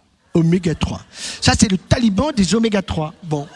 Alors, moi, je sors ma pomme de la poche, pomme du matin, éloigne du médecin. Très bien. Et puis, il ouvre la boîte, consciencieusement, et il m'offre des sardines. Je lui dis non, je te remercie. À gauche, j'avais des amandes, des noisettes, des noix, des raisins secs, des bonnes choses, quoi, que ma femme avait mis dans la poche amoureusement. Et lui, il se tape toutes les sardines. J'ai dit, tu fais ça tous les matins à 10h, oméga 3 pour le citron, c'est formidable. Ce que je lui ai pas dit, c'est que tous les oméga 3 étaient dans l'huile, parce qu'il m'a dit, je laisse l'huile. Extraordinaire. Alors oui, les oméga 3, c'est important. Oui, il faut manger du poisson 2 à 3 fois par semaine, parce que vous avez les oméga 3, mais il faut savoir les faire cuire. Alors, je les mets en papillote. Ou alors, je les passe comme ci, comme ça au four. Non, le mieux, c'est la cuisson à la vapeur douce. Vous allez le rendre bio, votre poisson. Les cochonneries éventuelles, elles seront au fond du cuve vapeur et vous allez vous régaler avec du citron, avec de l'huile d'olive. L'huile d'olive avec l'acide oléique qui permet le transport du calcium sur l'os. Fini l'ostéoporose. Ah, mais on m'a fait une ostéodensitométrie. Ah oui. Et alors? Ah, montrez-moi. Ah bah, je suis très inquiet, docteur. Parce que j'ai une ostéopénie. Que vient faire le pénis, docteur, là-dedans? J'ai dit non mais madame, ostéopénie en grec, ça veut dire c'est peu de calcium sur votre os. Ah bon? Alors il m'en manque? J'ai dit non, pas du tout. C'est madame, c'est programmé pour vous foutre la trouille. Ah ben oui, je l'ai. Je l'ai. On m'a dit qu'il fallait en faire une autre dans 6 mois, bien sûr. Et elle n'est pas prise en charge par la Sécu. Vous pouvez pas me faire un certificat, mais ça marchera pas, madame. Mais oui, mais ça c'est le jackpot. C'est le jackpot, ça sert strictement à que dalle. Sauf pour des gens qui ont des véritables pathologies osseuses, des maladies de Calère, des cancers, des choses comme ça. Là, je dis pas. Mais des gens en bonne santé, non. Seulement, on vous dit, madame, vous avez quel âge? 48 ans. Ouh, ostéoporose. Vous n'avez pas de la sécheresse, la tête aux pieds? Ah si, plutôt en bas qu'en haut. Ah ouais, d'accord. Et mon mari me le dit tous les jours. Ah oui, d'accord. Et vous n'avez pas un peu mal par-ci, par-là? Ben oui, ça c'est fracture invisible. Ah, ça c'est le top. Vous avez une fracture invisible. C'est tout nouveau, ça. Invisible. Donc vous allez prendre protéos, Fosaman, etc. Comme quoi, si vous avez un problème dentaire, vous serez sous morphine. Parce que c'est impossible de calmer ces douleurs. On ne sait pas pourquoi il y a de telle douleur quand il y a un problème dentaire avec ces produits qui sont des saloperies immondes. Voilà. Et tout ça c'est proposé évidemment aux bien portants. C'est comme le taux de cholestérol. Vous avez 2 vins, le labo a mis 2. Taux normal, ah là là, vous allez mourir. Vite, il faut prendre une statine. Mais non, poubelle la statine. Les statines en ont besoin ceux qui ont des hypercholestérolémies familiales d'origine génétique avec des taux très élevés de cholestérol. Vous pouvez avoir 2,50, 2,60, 2,80 sans problème. Et c'est du bon cholestérol parce que si vous n'avez pas vos 300 mg de cholestérol tout simplement, pratiquement tous les jours, vous ne fabriquerez pas vos hormones correctement, estrogène et progestérone et testostérone pour monsieur. Alors après monsieur, il se trouve fatigué. Et puis madame n'est jamais honorée. Alors c'est un vrai problème, ça. Surtout, vous savez qu'à la ménopause, c'est là que les femmes s'épanouissent. Avant, elles ont la trouille de la grossesse. Alors elles sont sous médoc, sous machin, souci, pour éviter tous les problèmes. Et Dieu sait que tous les stress, elles en ont. Et puis arrive la ménopause, c'est le moment où on commence à s'épanouir. Il n'y a plus la peur d'une grossesse, voilà, qui est pas attendue. Et là, le gars, il est par terre. Alors je vais vous aider, monsieur. Je vais vous aider parce que l'heure avance et puis qu'il faut quand même qu'il y ait des questions, que ça soit sympa. Alors nous avons la chance d'avoir une fille qui a fait de belles études, qui est passionnée par l'histoire, et dès qu'elle trouve des choses dans l'histoire qui touchent à la nutrition, allô papa, allô maman, allô papa, est-ce que tu sais? Dis-moi ma fille, c'est quoi? Papa, connais-tu le conte hongrois ou tchécoslovaque? Je me souviens plus très bien. Je pensais à un conte d'Andersen, moi, vous voyez, un conte de Perrault, un truc comme ça. Non, le mari de la comtesse. Ah bon? Qu'est-ce qu'il a fait? Ben, papa, figure-toi que le mari de la comtesse, il a honoré sa comtesse 7 fois, papa, en une seule nuit. Oh là là. Première question, ma fille, qu'est-ce qu'il a fait? Papa, il prenait des pois chiches al dente. Oh là là. Al dente, je connais. C'est la cuisson à la vapeur douce. Et en plus, il les prenait germer. Vous les faites germer un petit peu. Et vous avez là les phytohormones qui montrent de façon exponentielle. Vous avez les oligo-éléments, les vitamines. Et puis vous croquez vos pois chiches comme des noisettes. Je me souviens, il n'y a pas très longtemps, j'étais dans le Var et on m'avait demandé de donner une conférence sur tous les produits du Var, les produits ancestraux. Alors il y avait les prunes de Brignoles, les coins de Cotignac, il y avait le vin bio de Correns, et puis il y avait les pois chiches. Alors il y avait les maires qui étaient tous au premier rang, et puis quand j'arrive sur les pois chiches, je vois un gars au premier rang qui gonfle comme un bibin d'homme de bonheur. Je dis, monsieur, qu'est-ce qui se passe, monsieur le maire? Il me dit, mais chez moi on ne fait que des pois chiches. Oh bon? Et alors? Ben, je lui dis, mais envoyez-en à l'Élysée. Vous vous souvenez, ça a marché. Ça a marché. Oui, il y a eu un petit comme ça, c'est comme ça que c'est arrivé. Voilà. Non, mais ça, vous le gardez pour vous, bien sûr. Vous le gardez pour vous. Alors, Alors, évidemment, à la sortie, je vais, messieurs, vous répondre à votre question, parce que je sais ce que vous posez comme question. Combien de fois par semaine? Bon. Et vous en prenez-vous, docteur, combien de fois? Bon. Alors moi, je vais vous dire, c'est 2 fois par semaine. C'est une bonne poignée, cuisson à la vapeur douce, légèrement germée. Et vous y mettez de l'huile d'olive. Et vous y mettez du thym, du romarin, ou bien de la menthe, du persil qui apporte beaucoup de calcium. Et là, vous aurez un nonos de qualité. Parce que le calcium végétal, si vous mastiquez bien avec Oratoun, 75% d'absorption. Calcium animal, Danone, eux-mêmes le disent, maximum 40%. Mais ils oublient complètement le calcium végétal. Ah bon, il y a du calcium dans la pomme? Ah bon, il y a du calcium dans une orange? Ah bon, il y a du calcium dans... Mais attendez, les vaches, vous avez vu les vaches boire du lait? Sinon, elles sont folles, hein. Elles bouffent que de l'herbe. Elles bouffent que ça. Alors ça, c'est des choses qui sont passionnantes. Donc, éviter la porosité intestinale, ça veut dire quoi? Eh bien, désolé, à la maison, on a arrêté le gluten. Et pourtant, je n'ai pas de véritable, je dirais, intolérance, personnellement en tout cas. Mais j'ai changé ma vie. Et c'est tellement mieux. Avec quoi? Le pain des fleurs. Et le pain des fleurs, ce sont des tartines ou des galettes de sarrasin, de quinoa ou de châtaigne. Alors, je change tous les mois. Et là-dessus, je mets du bon miel. J'ai écrit un bouquin qui s'appelle « Le miel et le chirurgien ». Alors, c'est extraordinaire tous les produits que les abeilles nous donnent. Le miel. Je me souviens l'été dernier, vous savez, on a des petits-enfants, on en a maintenant 8, on en attend encore 2. Et alors, la petite Élise, la question du matin pendant les vacances, est-ce qu'Élise a fait sa nuit? Alors évidemment, Élise n'avait pas fait sa nuit, donc elle avait emmerdé son père, sa mère, ses frères, ses sœurs, les grands-parents, tout le monde. Alors j'en ai eu marre, j'ai dit, Élise, vous me la confiez. Moi, je m'en occupe. Donc ça veut dire que le soir, après qu'elle ait pris son petit repas, j'ai pris ma petite Élise, petite fille dans mes bras, et je lui ai dit, Élise, elle avait 6 mois, je vais t'expliquer tout pour que tu fasses un gros dodo. Et j'ai pris une cuillère à café de miel, je lui ai expliqué tout doucement avec des mots d'enfant. Et puis j'ai pris la cuillère, et puis je l'ai prise moi-même, et je l'ai goûtée, j'ai fait doucement pour qu'elle comprenne bien. Et elle, avec ses petites lèvres, elle d'un air de dire, et moi j'en veux aussi. Mais évidemment, j'avais tout prévu. J'avais la petite cuillère à moka, et je lui ai donné la petite cuillère à moka, et elle a pris ça sur ses lèvres, parce que les papilles chez l'enfant sont d'abord sur les lèvres avant d'être dans le palais. Elle a pris ça, et puis je lui ai fait une bonne psycho, hein, le papy qui parle à sa petite et qui lui explique que tu vas faire un gros dodo et tout le monde va être content, le bonheur et tout ça. Et le lendemain matin, première phrase, Élise a fait sa nuit. Extraordinaire. Tout ça avec du miel, plutôt que de donner des sirops de chez le pharmacien. L'autre jour, j'étais à une conférence, je ne sais plus où, il y avait une femme pharmacien au premier rang, je ne savais pas qu'elle était pharmacienne, ça a été la première qui est sortie. Bon. Et alors, elle est partie en disant, oui, mais ce que vous proposez, ça coûte cher. Attends, le miel, ça coûte pas cher. Même pour les pansements, par exemple. Nous utilisons le miel ou la propolis maintenant pour les pansements. Un pot, c'est 30 €, alors que le pot, avec des produits cicatrisants, soi-disant super, c'est 350 € remboursés par la Sécu. Non, mais attendez. Moi, j'ai vite fait le choix. Et le miel, en plus, c'est extraordinaire. Mais il y a le miel, il y a le pollen, il y a le gelée royal, il y a tous ces produits. Et donc, un de mes secrets, souvent, on me demande quel secret vous avez. Moi, j'en ai 2. Un, ma femme, bon, ça c'est secret vivant, n'est-ce pas? Et puis 2, c'est énergie vitale. Alors, c'est quoi énergie vitale? Docteur, dites-moi vite, énergie vitale. Ben, c'est du miel, c'est de la propolis, c'est de la gelée royale, c'est du ginseng, c'est de la papaye, c'est de la cérola. Tout ça dans un petit pot ce matin. Avant de descendre au petit déjeuner, j'ai pris ma petite goulée d'énergie vitale, et ça tous les jours, entre le 15 octobre et le 15 février, en fonction du temps. Et dès qu'il y a un peu de grippe, alors on vous dit attention, vous avez la H1N1, H2N2, enfin vous savez, ça va être H3N3 cette année, il faut vacciner tout le monde. Alors mes infirmières me disent, mais alors monsieur, vous êtes le boss là, alors vous faites vacciner vous? Je dis non, non sûrement pas, mais vous donnez pas l'exemple. Je dis si, puisque je me fais pas vacciner. Alors, elles me disent, mais monsieur, vous faites quoi? Ben, je prends de l'énergie vitale. Ah, c'est quoi? Alors toutes, elles se sont mises à l'énergie vitale. Et dans mon service, il n'y a pas eu d'absence. Il n'y a pas eu de grippe dans les services à côté. Il y a eu des absences, il y a eu des grippes, elles étaient toutes vaccinées. Alors ils ont fait passer le message, cette année, personne ne sera vacciné. Vous voyez, c'est comme, il y avait de l'aspartame, là, pour leur petit café, petit déjeuner, tout ça. J'ai foutu ça en l'air. Je leur ai expliqué, elles ont compris, c'est terminé. Le Nutella, vous avez vu, on leur a fait la fête récemment. Ben ça marche.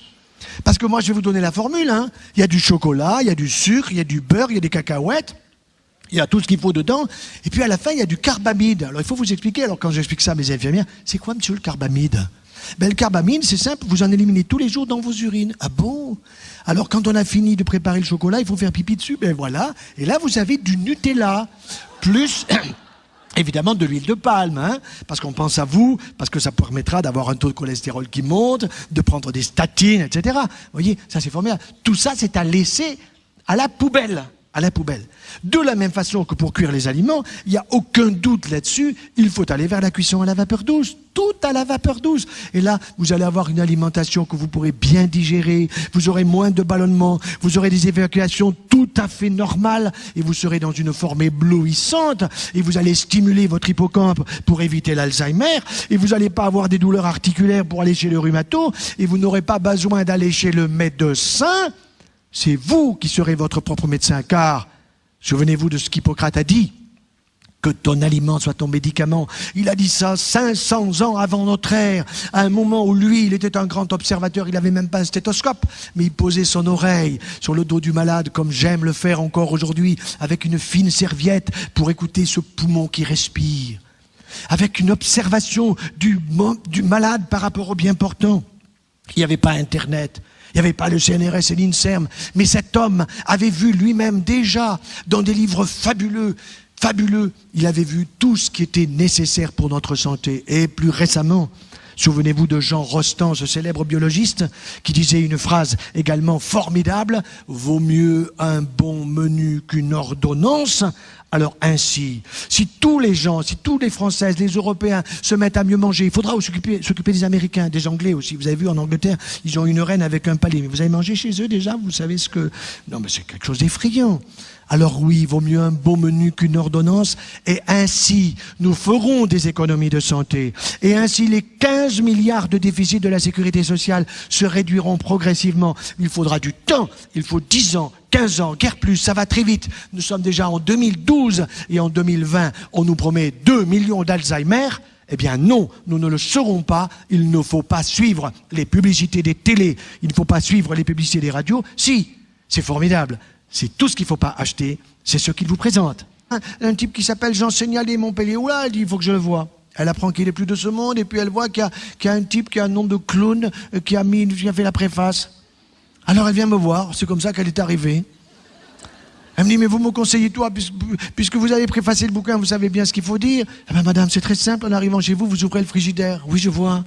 Et alors vous prenez le beurre, le yaourt, le fromage, le lait, les crèmes glacées, les béchamels, pchit, à dégager. Ah bon? Vous prenez le pain, les pizzas, les pâtes, les viennoiseries et les biscuits, pchit, à dégager. Mais il me reste quoi?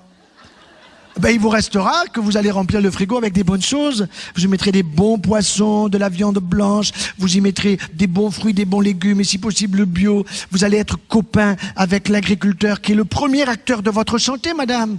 Ah bon? Le premier acteur de ma santé, mais c'est mon docteur. Mais non, madame, c'est pas votre docteur, c'est le dernier, le docteur. Le premier, c'est l'agriculteur, le deuxième, c'est vous, le troisième, c'est le docteur. Alors oui, le problème du pain, pourquoi vous me virez tout ça, docteur? Moi, je veux comprendre. Alors je lui ai expliqué les facteurs de croissance. Je lui ai dit, en plus, si vous voulez avoir un cerveau de veau, formidable. Ah ben oui, justement, ce matin, en partant de chez moi, je ne savais pas où j'avais mis mes clés. Ça commence. Le nombre de gens qui perdent la mémoire, oh là là, mais c'est effrayant. Pourquoi? Parce que c'est la région de l'hippocampe. Et savez-vous que vous avez 2 zones du cerveau absolument fabuleuses où vous pouvez multiplier les neurones. Formidable. Le bulbe olfactif, c'est-à-dire la zone antérieure du cerveau, vous avez le lobe olfactif à droite et à gauche qui permet de sentir les bons plats, les bons fruits, les bons légumes. Vous prenez une pomme bio, elle sent la pomme. Vous prenez une pomme pas bio, elle sent que dalle. Ça change tout. Or, nous devons stimuler notre système olfactif. Nous pouvons multiplier les neurones dans le système olfactif si nous le stimulons. Et quel est le premier signe de la maladie d'Alzheimer? C'est l'anosmie. Et l'anosmie, c'est quoi? Je ne sens plus les odeurs. Même quand ça sent mauvais, je ne sens pas. Ben oui, ça, c'est moi. C'est pour ça qu'il y a tous les petits dans les toilettes, vous comprenez? Pour les suivants. Voilà.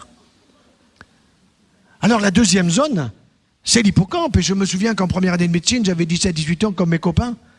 Et puis notre prof de cytologie, il nous donne le cours sur les neurones, formidable. Il commence en disant, les petits, vous n'avez pas encore 20 ans, mais à partir de 20 ans, vous allez perdre 20 à 30 000 neurones par jour. Ouh là là. Quand je l'ai vu, je me suis dit, qu'est-ce qui doit lui rester à lui? Je suis pas allé lui dire ça à la sortie, bien sûr. Je suis allé le voir, je dis, maître, mais vous avez dit qu'on perdait des neurones, mais moi je suis plutôt de nature économe, et je voudrais bien les garder, mes neurones. Il me dit, petit, tu les perdras. Ah bon? Mais qui c'est qui a dit ça? Il me dit, c'est un prix Nobel. Ah oui, quand on a dit prix Nobel, on a tout dit. Non, mais quel prix Nobel? Il me dit, Ramón y Cajal, 1906, Madrid. Je dois aller vérifier, il avait raison. Mais Ramón y Cajal, ils vous tiennent à vie. Il faudra aller voir l'ophtalmo parce que ça abîme la rétine, le néphrologue parce que ça abîme le glomérule. Voilà. Et un beau jour, la canne blanche. Mais tout ça, on ne vous le dit pas. Alors que si vous attrapez ce diabète au début, en changeant les habitudes alimentaires, vous supprimez les hypoglycémiants et même l'insuline, vous pouvez la réduire. Mais ça, il ne faut pas le dire. Ça n'intéresse pas les labos, il n'y a pas de pognon à gagner. Et la Sécu n'y connaît rien. Parce que vous avez des spécialistes qui sont à la Sécu, qui sont là devant des bureaux et des ordinateurs, qui n'ont jamais vu un malade, en dehors d'eux-mêmes, qui sont en potentiel, bien sûr. Alors, deuxième fonction pancréatique. Deuxième fonction pancréatique, oui, le pancréas, tout le monde le sait pas ou l'oublie, ou on veut pas le dire, mais il est capable de fabriquer, comme la salive, 1 litre de liquide pancréatique est destiné à quoi? À digérer les graisses, bien sûr. Les graisses cachées dans la viande rouge, à digérer les mayonnaises, à digérer tout ce qui peut être associé aux aliments et qui est gras. Mais quelles sont les graisses dangereuses? Les graisses cuites, trop cuites, bien sûr. Alors ces graisses trop cuites que l'on va utiliser ou manger, consommer, parce que le barbecue horizontal, qui devrait être supprimé parce que c'est un danger public, pour aller au barbecue vertical, de telle façon que quand les graisses tombent, elles ne tombent pas sur le feu qui les pyrolyse et qui crée des nitrosamines et des benzopyrènes toxiques et cancérigènes. Ben un beau jour, le pancréas qui n'en peut plus, ben lui aussi, il se met à chahuter, et voilà que les cellules exocrines, c'est-à-dire capables de fabriquer ce liquide pancréatique, elles se mettent à se multiplier d'une manière anormale, car une cellule pancréatique, elle est capable de vivre autour d'une année. Les gens croient que parce qu'ils ont leur âge, leurs cellules ont leur âge. Mais non, nos globules blancs, ils vivent 7 jours. S'ils se mettent à vivre 15 jours, c'est une leucémie. Nos globules rouges, ils vivent 120 jours. S'ils se mettent à vivre 200 jours, ah ben ça va pas. C'est une maladie de Vaquez, c'est un cancer des systèmes des globules rouges. Les cellules de mon foie, si je ne l'ai pas intoxiqué d'alcool et de marijuana et de tabac, ils vivent une année. Donc, si j'ai 60 balais, eh bien mon foie, je l'ai refait 60 fois. Formidable. Et mon pancréas, autant de fois. Les cellules de mon intestin grêle, elles vivent 4 à 5 jours, pas plus. Mais si je prends la chimiothérapie, le tapis intestinal destiné à absorber tous les aliments qui est aussi grand qu'une surface d'un terrain de handball, eh bien oui, à ce moment-là, il est brûlé complètement. Alors ce sont des fuites digestives, c'est une malabsorption digestive et les gens sont en permanence fatigués par les chimiothérapies souvent abusives que l'on donne. Mais on va vous guérir. Laissez-nous faire, c'est nous qui sommes compétents et vous n'y connaissez rien. C'est faux. De plus en plus de grands publics sont capables de poser des questions intelligentes et il faut les écouter. Il faut s'asseoir en consultation pour écouter les gens. Et ça, je me régale, je ne pourrai jamais m'en passer. Eh bien si, mais il faut que je vous explique parce que si vous ne comprenez pas, vous ne pouvez pas prendre le bon chemin. C'est quoi le gluten? Le gluten, c'est la protéine du froment. Il y a la gliadine, un peu plus spécialisée. Et on sait que cette gliadine, eh bien par exemple, c'est une protéine qui, quand on en prend trop, le rein ne l'aime pas trop. Il y a des néphropathies au gluten, des néphropathies à la gliadine. Et on voit de plus en plus de cancers du rein liés à une consommation excessive, non seulement des produits facteurs de croissance, des produits laitiers dont j'ai parlé de vache, mais aussi liés à la consommation excessive de pain blanc en particulier. Or, le pain blanc se comporte comme du sucre. Ça veut dire que si vous prenez 100 grammes de sucre Saint-Louis ou 100 grammes de pain blanc, grosso modo, la courbe du sucre, l'index glycémique est la même. Index 100. On en prend beaucoup trop. Alors il faut aller peut-être, docteur, vers le pain complet. Oui, c'est déjà mieux.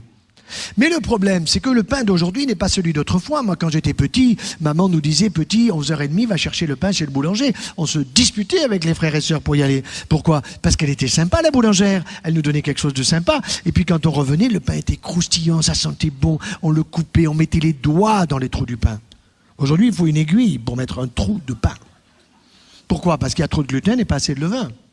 Parce que c'est du pain industriel. Et que ce pain industriel avec trop de gluten, eh bien, il y a des intolérances au gluten et on considère que pratiquement jusqu'à 70% des Français aujourd'hui ont des intolérances au gluten. Et l'intolérance, c'est quoi? C'est non seulement des troubles de la digestion, mais c'est aussi une porosité intestinale. C'est quoi la porosité, docteur? Eh bien, la porosité, c'est simple. Madame, si vous avez un imperméable et qu'il pleut, et que votre imperméable est poreux, ben vous allez vous mouiller la peau. Ah oui, c'est vrai. Eh bien, votre intestin, il doit être poreux. Non, il doit laisser passer la bonne molécule de fructose, du bon sucre qui est dans les fruits, au fur et à mesure des besoins de votre cerveau, pour la mémoire et pour tout ce que vous avez à faire et à décider dans la journée.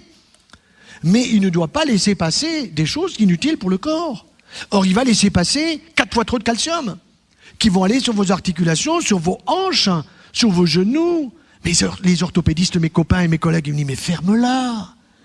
Mais laisse-les. Nous avons des prothèses d'épaules, de genoux, de hanches. On est en train de mettre les poignets au point et les doigts. Mais c'est fabuleux. Laisse-les, on se les fait en or, mon vieux. Et non, je ne suis pas d'accord. Je ne suis pas d'accord et je vais vous donner un exemple très personnel. Mon frère aîné, qui a un an et demi de plus que moi, se retrouve avec une coxarthrose bilatérale et douloureuse. Je l'envoie à un collègue, un excellent collègue chirurgien.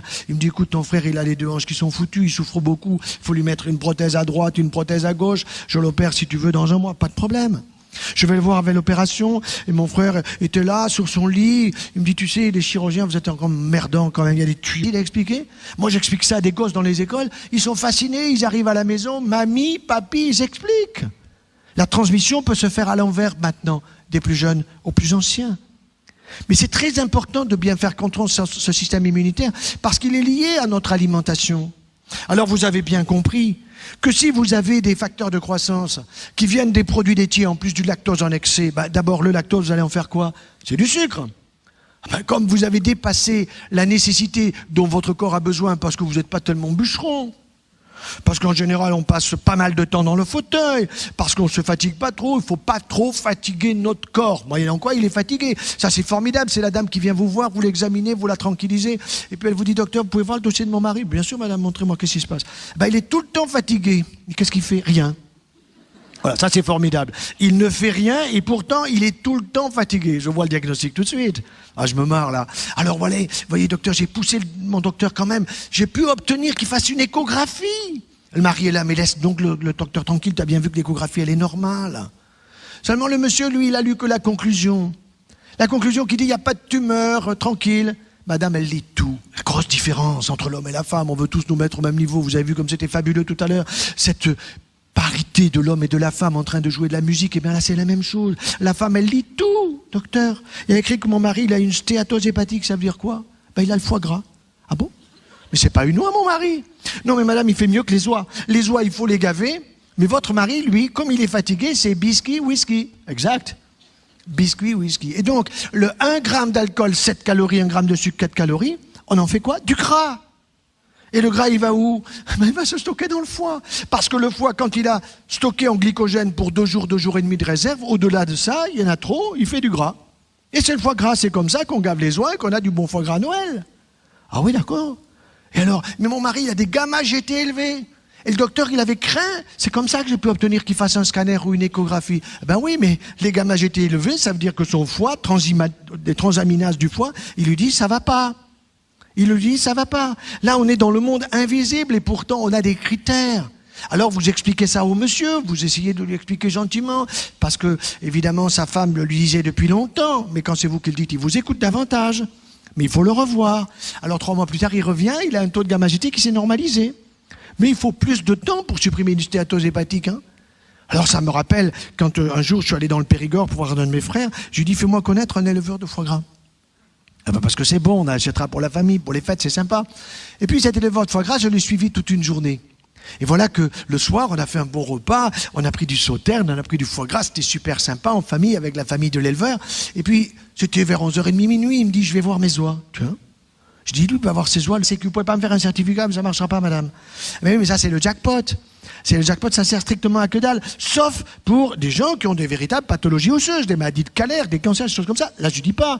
Mais des gens en bonne santé, non. Seulement, on vous dit, madame, vous avez quel âge? 48 ans. Ouh, ostéoporose. Vous n'avez pas de la sécheresse, la tête aux pieds? Ah, si, plutôt en bas qu'en haut. Ah ouais, d'accord. Et mon mari me le dit tous les jours. Ah oui, d'accord. Et vous n'avez pas un peu mal par-ci, par-là? Ben oui, ça c'est fracture invisible. Ah, ça c'est le top. Vous avez une fracture invisible. C'est tout nouveau, ça. Invisible. Donc vous allez prendre Protéos, Fosaman, etc. Comme quoi, si vous avez un problème dentaire, vous serez sous morphine. Parce que c'est impossible de calmer ces douleurs. On ne sait pas pourquoi il y a de telles douleurs quand il y a un problème dentaire avec ces produits qui sont des saloperies immondes. Voilà. Et tout ça c'est proposé évidemment aux bien portants. C'est comme le taux de cholestérol. Vous avez 2 vins, le labo a mis 2. Taux normal, ah là là, vous allez mourir. Vite, il faut prendre une statine. Mais non, poubelle la statine. Les statines en ont besoin ceux qui ont des hypercholestérolémies familiales d'origine génétique avec des taux très élevés de cholestérol. Vous pouvez avoir 2,50, 2,60, 2,80 sans problème. Et c'est du bon cholestérol, parce que si vous n'avez pas vos 300 mg de cholestérol, tout simplement, pratiquement tous les jours, vous ne fabriquerez pas vos hormones correctement, estrogène et progestérone et testostérone pour monsieur. Alors après, monsieur, il se trouve fatigué. Et puis madame n'est jamais honorée. Alors c'est un vrai problème, ça. Surtout, vous savez qu'à la ménopause, c'est là que les femmes s'épanouissent. Avant, elles ont la trouille de la grossesse. Alors elles sont sous médoc, sous machin, soucis, pour éviter tous les problèmes. Et Dieu sait que tous les stress, elles en ont. Et puis arrive la ménopause, c'est le moment où on commence à s'épanouir. Il n'y a plus la peur d'une grossesse voilà, qui est pas attendue. Et là, le gars, il est par terre. Alors je vais vous aider, monsieur. Je vais vous aider parce que l'heure avance et puis qu'il faut quand même qu'il y ait des questions, que ça soit sympa. Alors nous avons la chance d'avoir une fille qui a fait de belles études, qui est passionnée par l'histoire, et dès qu'elle trouve des choses dans l'histoire qui touchent à la nutrition, allô papa, allô maman, allô papa, est-ce que tu sais? Dis-moi ma fille, c'est quoi?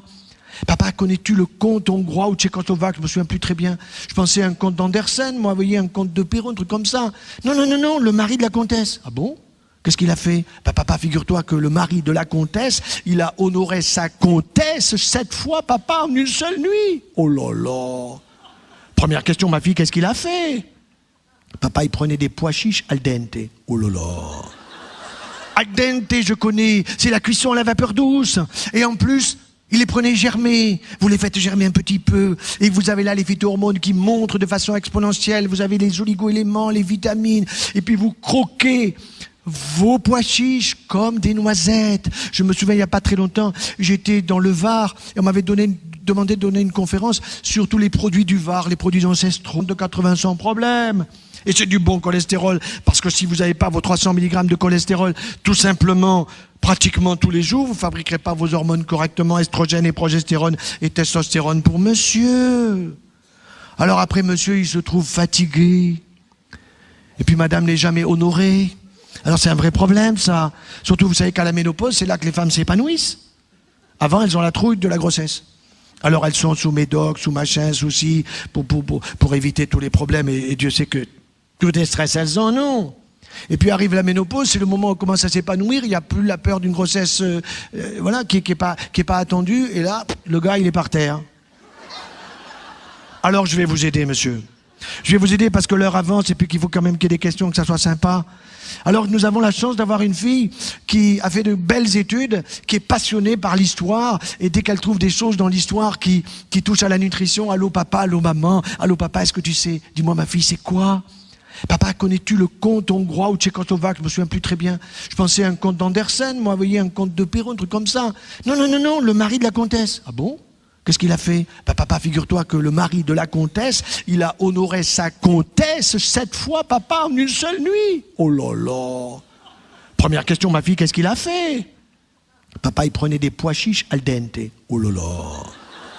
Al dente, je connais, c'est la cuisson à la vapeur douce. Et en plus, il les prenait germer. Vous les faites germer un petit peu. Et vous avez là les phytohormones qui montrent de façon exponentielle. Vous avez les oligo-éléments, les vitamines. Et puis vous croquez vos pois chiches comme des noisettes. Je me souviens, il n'y a pas très longtemps, j'étais dans le Var et on m'avait demandé de donner une conférence sur tous les produits du Var, les produits ancestraux.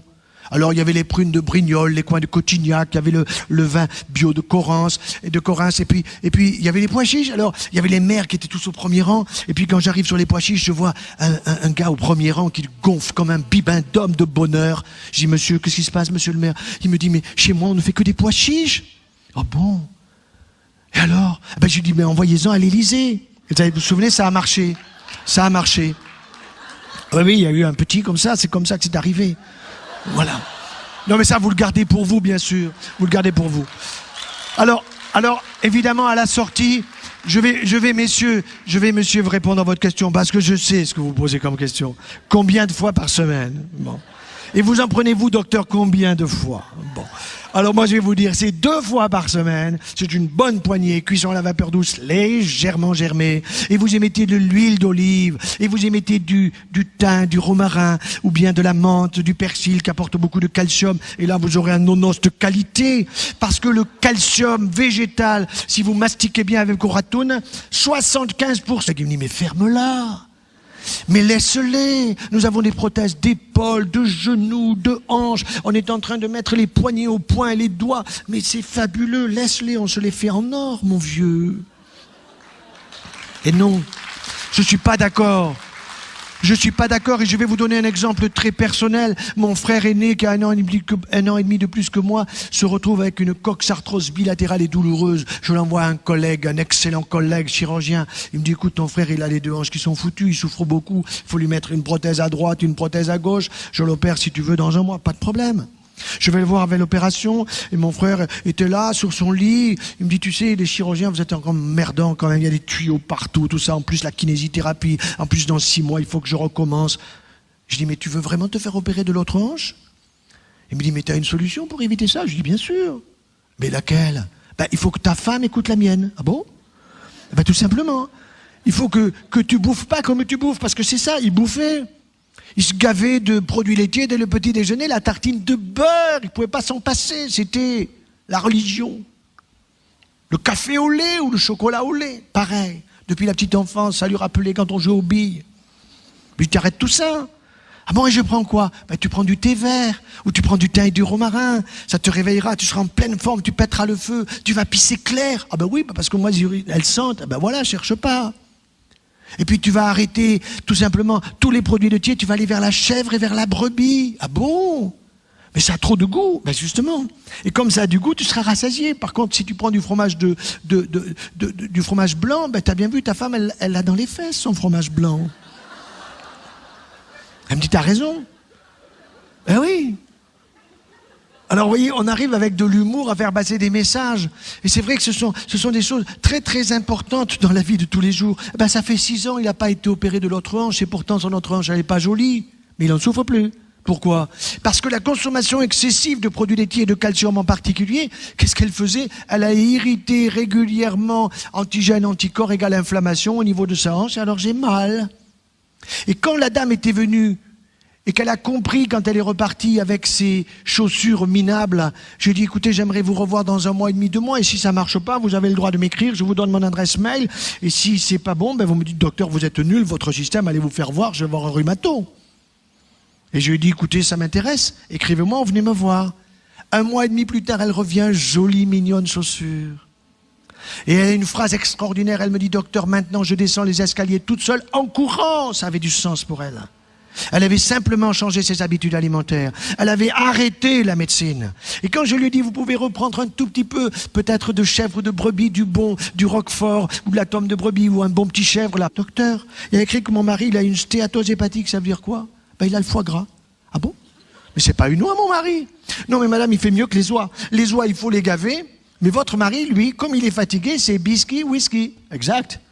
Biscuit, whisky. Et donc, le 1 gramme d'alcool, 7 calories, 1 gramme de sucre, 4 calories, on en fait quoi? Du gras. Et le gras, il va où? Il va se stocker dans le foie. Parce que le foie, quand il a stocké en glycogène pour 2 jours et demi de réserve, au-delà de ça, il y en a trop, il fait du gras. Et c'est le foie gras, c'est comme ça qu'on gave les oies et qu'on a du bon foie gras à Noël.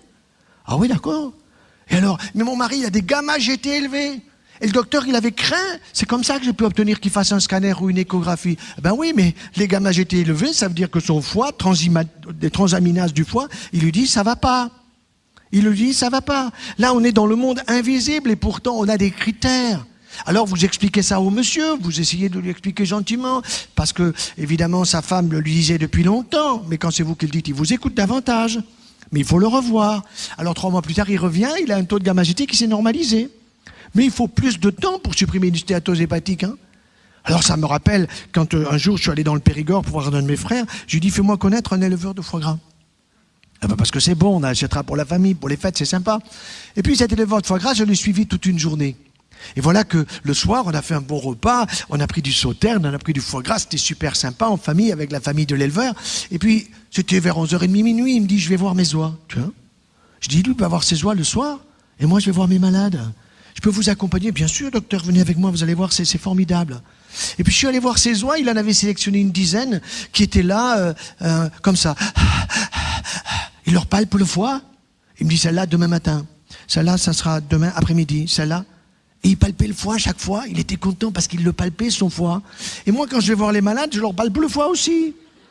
Mais c'est pas pour la même chose. Et je dis à l'infirmière, vous lui passez trop de sucre, diminuez, parce que vous êtes en train de lui faire un foie gras. Alors l'infirmière me regarde, un foie gras que je fais à la malade. Je dis, je vais vous expliquer, mademoiselle, asseyez-vous. Alors à minuit, je lui explique le foie gras. Elle me dit, mais c'est bon, je dirai ça à mon mari. D'accord.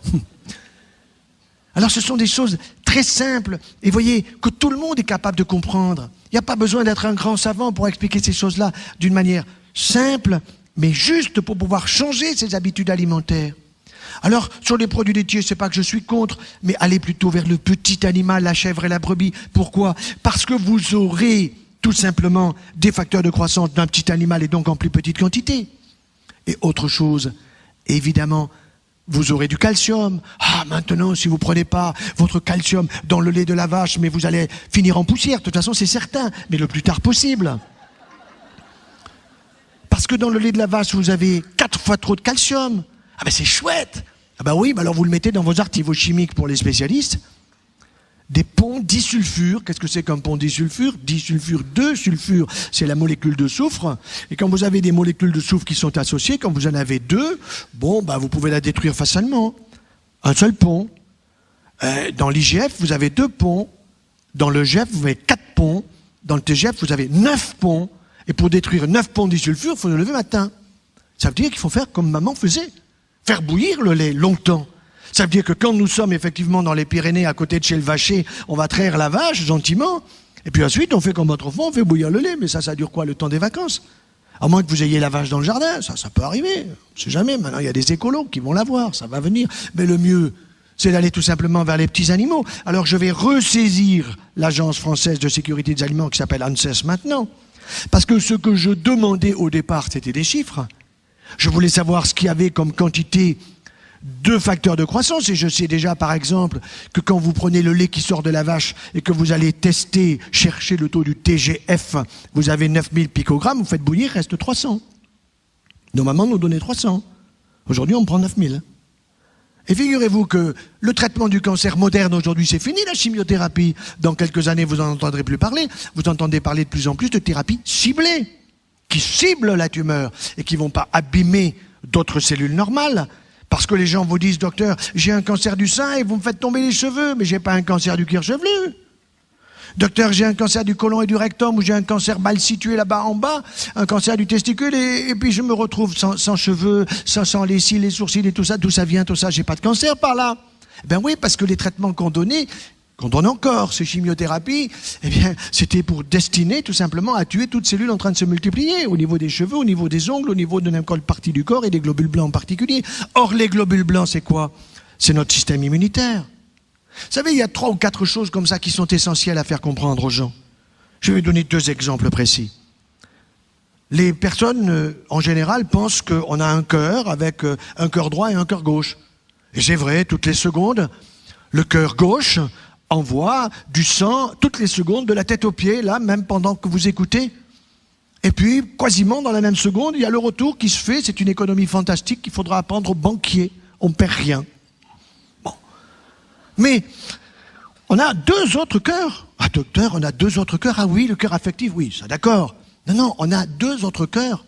Ils sont sous la plante des pieds. Ah bon, j'ai des cœurs sous la plante des pieds? Alors les gens, ils se regardent les chaussures. Et puis je dis oui. Et quand vous voyez des personnes âgées qui marchent comme ça en traînant les pattes dans des pantoufles minables, eh bien qu'est-ce qui se passe? Ils n'appuient pas suffisamment sur la plante du pied, car nous avons une semelle plantaire qu'on appelle le cœur plantaire de Léjart, c'est le nom de celui qui l'a inventé. Et vous pensez que c'est difficile à expliquer? Moi j'explique ça à des gosses dans les écoles, ils sont fascinés, ils arrivent à la maison, mamie, papy, ils expliquent. La transmission peut se faire à l'envers maintenant, des plus jeunes aux plus anciens. Mais c'est très important de bien faire comprendre ce système immunitaire parce qu'il est lié à notre alimentation. Alors vous avez bien compris que si vous avez des facteurs de croissance qui viennent des produits laitiers en plus du lactose en excès, d'abord le lactose, vous allez en faire quoi? C'est du sucre. Comme vous avez dépassé la nécessité dont votre corps a besoin parce que vous n'êtes pas tellement bûcheron, parce qu'en général on passe pas mal de temps dans le fauteuil, parce qu'on ne se fatigue pas trop, il ne faut pas trop fatiguer notre corps. Moyennant quoi il est fatigué. Ça c'est formidable, c'est la dame qui vient vous voir, vous l'examinez, vous la tranquillisez, et puis elle vous dit docteur, vous pouvez voir le dossier de mon mari? Bien sûr madame, montrez-moi qu'est-ce qui se passe. Il est tout le temps fatigué. Et qu'est-ce qu'il fait? Rien. Voilà, ça c'est formidable. Il ne fait rien et pourtant il est tout le temps fatigué. Je vois le diagnostic tout de suite. Ah, je me marre là. Alors voilà, voyez docteur, j'ai poussé mon docteur quand même. J'ai pu obtenir qu'il fasse une échographie. Le mari est là, mais laisse donc le docteur tranquille, tu as bien vu que l'échographie elle est normale. Seulement le monsieur, lui, il a lu que la conclusion. La conclusion qui dit il n'y a pas de tumeur, tranquille. Madame, elle lit tout. La grosse différence entre l'homme et la femme, on veut tous nous mettre au même niveau. Vous avez vu comme c'était fabuleux tout à l'heure. Cette parité de l'homme et de la femme en train de jouer de la musique, et bien là c'est la même chose. La femme elle lit tout, docteur. Il y a écrit que mon mari il a une stéatose hépatique, ça veut dire quoi? Il a le foie gras. Ah bon? Mais c'est pas une oie mon mari. Non mais madame il fait mieux que les oies. Les oies il faut les gaver, mais votre mari lui, comme il est fatigué, c'est biscuit, whisky. Exact. Biscuit, whisky. Et donc le 1 gramme d'alcool, 7 calories, 1 gramme de sucre, 4 calories, on en fait quoi? Du gras. Et le gras, il va où? Il va se stocker dans le foie. Parce que le foie, quand il a stocké en glycogène pour 2 jours et demi de réserve, au-delà de ça, il y en a trop, il fait du gras. Et c'est le foie gras, c'est comme ça qu'on gave les oies et qu'on a du bon foie gras à Noël. Ah oui, d'accord. Et alors, mais mon mari, il a des gamma-GT élevés. Et le docteur, il avait craint. C'est comme ça que j'ai pu obtenir qu'il fasse un scanner ou une échographie. Ben oui, mais les gamma-GT élevés, ça veut dire que son foie, des transaminases du foie, il lui dit, ça va pas. Il lui dit, ça va pas. Là, on est dans le monde invisible et pourtant, on a des critères. Alors, vous expliquez ça au monsieur, vous essayez de lui expliquer gentiment, parce que, évidemment, sa femme le lui disait depuis longtemps, mais quand c'est vous qui le dites, il vous écoute davantage. Mais il faut le revoir. Alors, 3 mois plus tard, il revient, il a un taux de gamma-GT qui s'est normalisé. Mais il faut plus de temps pour supprimer une stéatose hépatique, hein. Alors, ça me rappelle, quand un jour, je suis allé dans le Périgord pour voir un de mes frères, je lui ai dit, fais-moi connaître un éleveur de foie gras. Parce que c'est bon, on achètera pour la famille, pour les fêtes, c'est sympa. Et puis cet éleveur de foie gras, je l'ai suivi toute une journée. Et voilà que le soir, on a fait un bon repas, on a pris du sauterne, on a pris du foie gras, c'était super sympa, en famille, avec la famille de l'éleveur. Et puis, c'était vers 11h30, minuit, il me dit, je vais voir mes oies. Alors c'est pour ça que quand je suis avec mes petits-enfants, je me régale, parce que je prends les fables de La Fontaine, et puis je les réapprends. Alors un riche laboureur, sentant sa mort prochaine, fit venir les enfants, leur parla sans... Ah, ils se disent, mais il est pas si con que ça, le vieux. Il apprend encore. Mais oui, mon petit, on apprend tout le temps. Et si tu apprends pas dans ton cerveau toute ta vie, tu t'en souviendras à 100 ans, tu n'arriveras jamais à 150. Parce que l'objectif, c'est au moins de faire comme Moïse. Il est arrivé à 120, il avait ses yeux, ses oreilles, ses dents. Et puis le Créateur lui dit, mais non, ça suffit. Un bisou, on dégage. Voilà. Mais il faut viser 120. Nous devons vivre dans un, avec la tête sur les épaules, avec les pieds dans les bottes. Ça veut dire qu'il faut avoir une activité physique. Il faut avoir une activité physique et il faut bien s'alimenter. Alors j'en viens à ce sujet capital qui est évidemment le gluten. Docteur, vous n'allez pas m'empêcher de manger du pain. C'est des gâteaux, je me régale, je ne pourrai jamais m'en passer. Eh bien si, mais il faut que je vous explique parce que si vous ne comprenez pas, vous ne pouvez pas prendre le bon chemin. C'est quoi le gluten ? Le gluten, c'est la protéine du froment. Il y a la gliadine, un peu plus spécialisée. Et on sait que cette gliadine, eh bien, par exemple, c'est une protéine qui, quand on en prend trop, le rein ne l'aime pas trop. Il y a des néphropathies au gluten, des néphropathies à la gliadine. Et on voit de plus en plus de cancers du rein liés à une consommation excessive, non seulement des produits facteurs de croissance, des produits laitiers dont j'ai parlé de vache, mais aussi liés à la consommation excessive de pain blanc en particulier. Or, le pain blanc se comporte comme du sucre. Ça veut dire que si vous prenez 100 grammes de sucre Saint-Louis ou 100 grammes de pain blanc, grosso modo, la courbe du sucre, l'index glycémique est la même. Index 100. On en prend beaucoup trop. Alors il faut aller peut-être, docteur, vers le pain complet. Oui, c'est déjà mieux. Mais le problème, c'est que le pain d'aujourd'hui n'est pas celui d'autrefois. Moi, quand j'étais petit, maman nous disait, petit, 11h30, va chercher le pain chez le boulanger. On se disputait avec les frères et sœurs pour y aller. Pourquoi ? Parce qu'elle était sympa, la boulangère. Elle nous donnait quelque chose de sympa. Et puis quand on revenait, le pain était croustillant, ça sentait bon. On le coupait, on mettait les doigts dans les trous du pain. Aujourd'hui, il faut une aiguille pour mettre un trou de pain. Pourquoi ? Parce qu'il y a trop de gluten et pas assez de levain. Parce que c'est du pain industriel. Et que ce pain industriel avec trop de gluten, eh bien, il y a des intolérances au gluten. Et on considère que pratiquement jusqu'à 70% des Français aujourd'hui ont des intolérances au gluten. Et l'intolérance, c'est quoi? C'est non seulement des troubles de la digestion, mais c'est aussi une porosité intestinale. C'est quoi la porosité, docteur? Eh bien, la porosité, c'est simple. Madame, si vous avez un imperméable et qu'il pleut, et que votre imperméable est poreux, ben vous allez vous mouiller la peau. Ah oui, c'est vrai.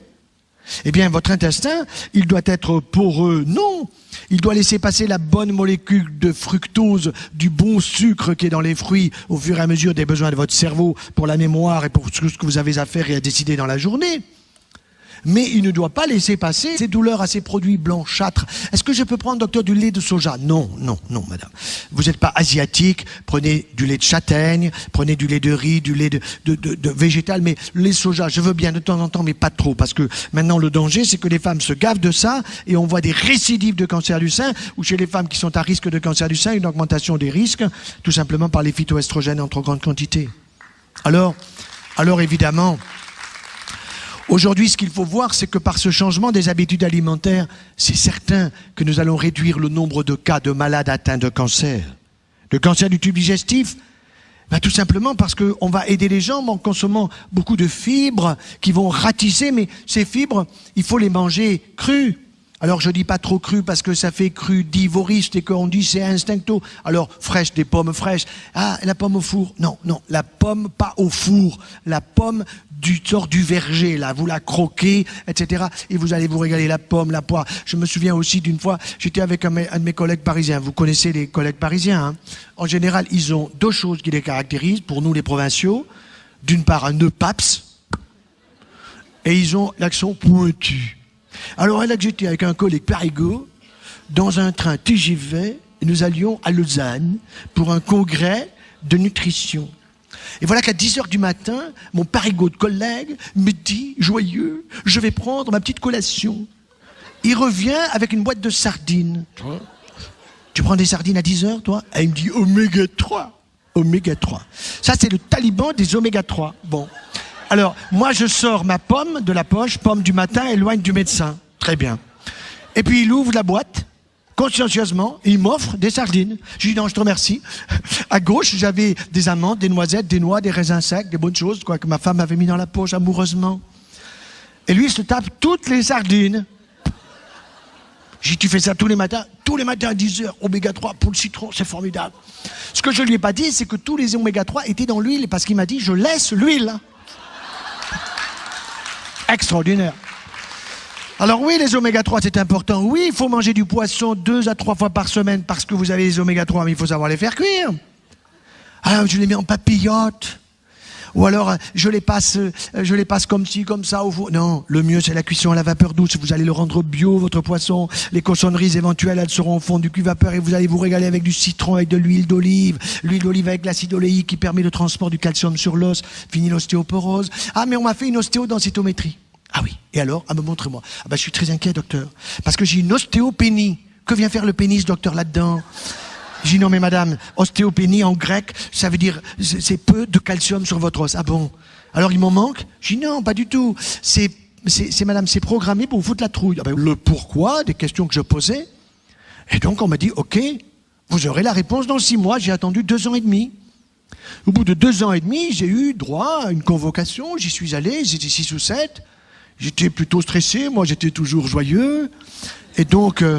qu'est-ce que j'ai entendu? J'ai entendu un magnifique diaporama qui m'a dit que oui, peut-être que les facteurs de croissance dans les produits laitiers, EGF, TGF, IGF, peut-être ça remontait un peu les cancers du sein, les cancers de la prostate, les cancers du tube digestif, les lymphomes.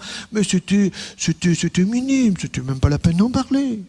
Et puis on m'a confié un polycopier de 98 pages, j'y avais partout écrit confidentiel sur les pages recto-verso. Bien. J'ai pris ça et pendant les vacances de Pâques, il y avait quelques jours, j'ai passé du temps, croyez-moi, à regarder ça, un crayon à la main. Et j'en ai fait une grosse conférence sur le sujet que j'ai donnée il n'y a pas très longtemps à Aix-en-Provence. C'est que ce n'est pas du tout une petite augmentation. C'est qu'il y a effectivement dans les facteurs de croissance au niveau chimique pour les spécialistes, des ponts disulfure. Qu'est-ce que c'est qu'un pont disulfure? Disulfure, 2 sulfure, c'est la molécule de soufre. Et quand vous avez des molécules de soufre qui sont associées, quand vous en avez 2, bon, bah, vous pouvez la détruire facilement. Un seul pont. Dans l'IGF, vous avez 2 ponts. Dans le GF, vous avez 4 ponts. Dans le TGF, vous avez 9 ponts. Et pour détruire 9 ponts disulfure, il faut le lever matin. Ça veut dire qu'il faut faire comme maman faisait. Faire bouillir le lait longtemps. Ça veut dire que quand nous sommes effectivement dans les Pyrénées, à côté de chez le vacher, on va traire la vache gentiment. Et puis ensuite, on fait comme autrefois, on fait bouillir le lait. Mais ça dure quoi? Le temps des vacances? À moins que vous ayez la vache dans le jardin. Ça peut arriver. On ne sait jamais. Maintenant, il y a des écolos qui vont la voir. Ça va venir. Mais le mieux, c'est d'aller tout simplement vers les petits animaux. Alors je vais ressaisir l'Agence française de sécurité des aliments qui s'appelle ANSES maintenant. Parce que ce que je demandais au départ, c'était des chiffres. Je voulais savoir ce qu'il y avait comme quantité de facteurs de croissance. Et je sais déjà, par exemple, que quand vous prenez le lait qui sort de la vache et que vous allez tester, chercher le taux du TGF, vous avez 9000 picogrammes, vous faites bouillir, il reste 300. Nos mamans nous donnaient 300. Aujourd'hui, on prend 9000. Et figurez-vous que le traitement du cancer moderne aujourd'hui, c'est fini la chimiothérapie. Dans quelques années, vous n'en entendrez plus parler. Vous entendez parler de plus en plus de thérapies ciblées, qui ciblent la tumeur et qui ne vont pas abîmer d'autres cellules normales. Parce que les gens vous disent, docteur, j'ai un cancer du sein et vous me faites tomber les cheveux, mais j'ai pas un cancer du cuir chevelu. Docteur, j'ai un cancer du côlon et du rectum, ou j'ai un cancer mal situé là-bas en bas, un cancer du testicule, et puis je me retrouve sans cheveux, sans les cils, les sourcils et tout ça. D'où ça vient tout ça? J'ai pas de cancer par là. Ben oui, parce que les traitements qu'on donnait, qu'on donne encore, ces chimiothérapies, eh bien, c'était pour destiner tout simplement à tuer toute cellule en train de se multiplier, au niveau des cheveux, au niveau des ongles, au niveau de n'importe quelle partie du corps, et des globules blancs en particulier. Or, les globules blancs, c'est quoi? C'est notre système immunitaire. On va vous donner un médicament pour mieux dormir. Là, c'est légumes assurés. Voilà. Là, on en est là. Alors, je voudrais insister sur, au fond, 2 éléments importants dans notre nutrition d'aujourd'hui. Vous avez d'une part le problème des produits laitiers et d'autre part le problème du gluten. C'est vrai que les produits laitiers, on les a vus arriver progressivement et que lorsque nous étions enfants, on se souvient que on passait chez le vacher, on allait chercher comme Perrette sur sa tête avec son pot au lait. On allait chercher le lait, puis quand on rentrait à la maison, on le faisait bouillir, et puis il y avait la crème épaisse. On l'aimait ou on l'aimait pas, mais on en faisait des bonnes choses. Et cette crème épaisse, c'était quoi? Maintenant, on le sait. C'était les facteurs de croissance des produits laitiers qui étaient floculés en termes physiques, c'est-à-dire qui avaient perdu leur capacité d'efficacité sur notre propre corps. Mais c'était les facteurs de croissance qui étaient destinés au fils de la vache qui s'appelle le veau. Il y en a 3. IGF, EGF et TGF. Alors IGF, insuline growth factor, facteur de croissance insulinique, insuline pancréas, donc pour aider à la construction, à la croissance du système digestif de l'animal. TGF, transforming growth factor, qui est à dire destiné à transformer, donc facteur de croissance qui transforme le muscle, les articulations et les tendons de l'animal, pas les nôtres. Et puis EGF, épidermal, growth factor, c'est-à-dire facteur de croissance épidermique de la peau qui permet au veau d'avoir effectivement une carcasse périphérique qui est la sienne et qui n'est point la nôtre. Et oui, nos mamans étaient géniales. Elles étaient géniales parce qu'elles savaient ce qu'elles faisaient en faisant bouillir, parce que elles faisaient que nous avions un lait qui était stérile, effectivement. Elles ne voulaient pas que nous attrapions la tuberculose entre guillemets bovine. Mais ce qu'elles ne savaient pas, nos chères mamans, c'est qu'en faisant bouillir le lait comme elles faisaient, elles supprimaient les facteurs de croissance, elles les faisaient exploser dans leur formule chimique. Aujourd'hui, ils n'explosent plus. Ils n'explosent plus. Parce que vous avez ces 24 milliards de litres de lait qui sont passés pour 98% à ultra haute température. Ça veut dire quoi? 3-4 secondes maximum à 130 degrés. Vous tuez les germes, mais vous ne tuez pas les facteurs de croissance. Alors j'ai saisi... C'était en 2009, au nom du mouvement familial que je représente sur toute la France. J'ai dit voilà, eh bien écoutez, les Français, les familles sont inquiètes par le nombre de maladies nouvelles qui apparaissent, par de plus en plus de cancers du sein, de la prostate chez des gens de plus en plus jeunes. Et donc, est-ce qu'il n'y a pas une relation avec les produits laitiers? Donc j'ai fait une saisine. Cette saisine peut être refusée, elle a été acceptée, j'ai été convoqué, j'ai présenté devant des experts le pourquoi, des questions que je posais. Et donc on m'a dit, ok, vous aurez la réponse dans 6 mois. J'ai attendu 2 ans et demi. Au bout de 2 ans et demi, j'ai eu droit à une convocation. J'y suis allé, j'étais 6 ou 7. J'étais plutôt stressé, moi j'étais toujours joyeux. Pas trop mal. Il n'osait pas trop lui dire quoi. Alors il avait du pognon et il a décidé de faire le tour du monde pour aller voir comment on cuisait les aliments, parce que c'était ça le point clé qu'il avait mis en évidence. Il est parti partout, il a observé. Et puis, rentré à Marseille, effectivement, il a créé un restaurant pour voir ce que les gens choisissaient, ce qu'ils laissaient dans l'assiette, ce qu'ils aimaient, ce qu'ils n'aimaient pas. Et c'est à partir de là qu'il a créé son vitaliseur, qui est devenu le vitaliseur de Marion. Et c'est le système le plus idéal qui soit pour la cuisson nécessaire à notre santé. Il n'y a aucun doute là-dessus. Nous l'avons testé au laboratoire. On a testé le cuit vapeur de Marion comparé à la cocotte minute, à mettre au plafond et en écrivant Napoléon III, 1884. On a testé le micro-ondes, on a testé tous les autres moyens de cuisson. Aucun n'a la qualité de celui-là pour aider l'aliment à donner le meilleur de lui-même. Donc pour nous. Alors ce qui se passe aujourd'hui dans notre société, c'est que les gens ne sont pas conscients. Parce qu'ils ne voient pas, parce qu'ils veulent toucher. Ils ne sont pas conscients que tout ce qu'ils consomment et qui passe au niveau de leur palais, le palais des saveurs, ils ne se rendent pas compte que tout ça, ça part dans l'organisme, mais que c'est génialement organisé. Ils ne le voient pas. Et même encore aujourd'hui, on découvre des enzymes dans la salive qui sont des enzymes du goût. Quand vous demandez à un interne qui a fait chirurgie, qui va être un futur chirurgien, dis-moi Martin, combien tu as de glandes salivaires? Il vous regarde à travers son masque de chirurgien et il vous dit beaucoup. Non, je te demande un chiffre. Combien as-tu de glandes salivaires? Alors il vous répond 4. Je dis tu as 0, on en a 6.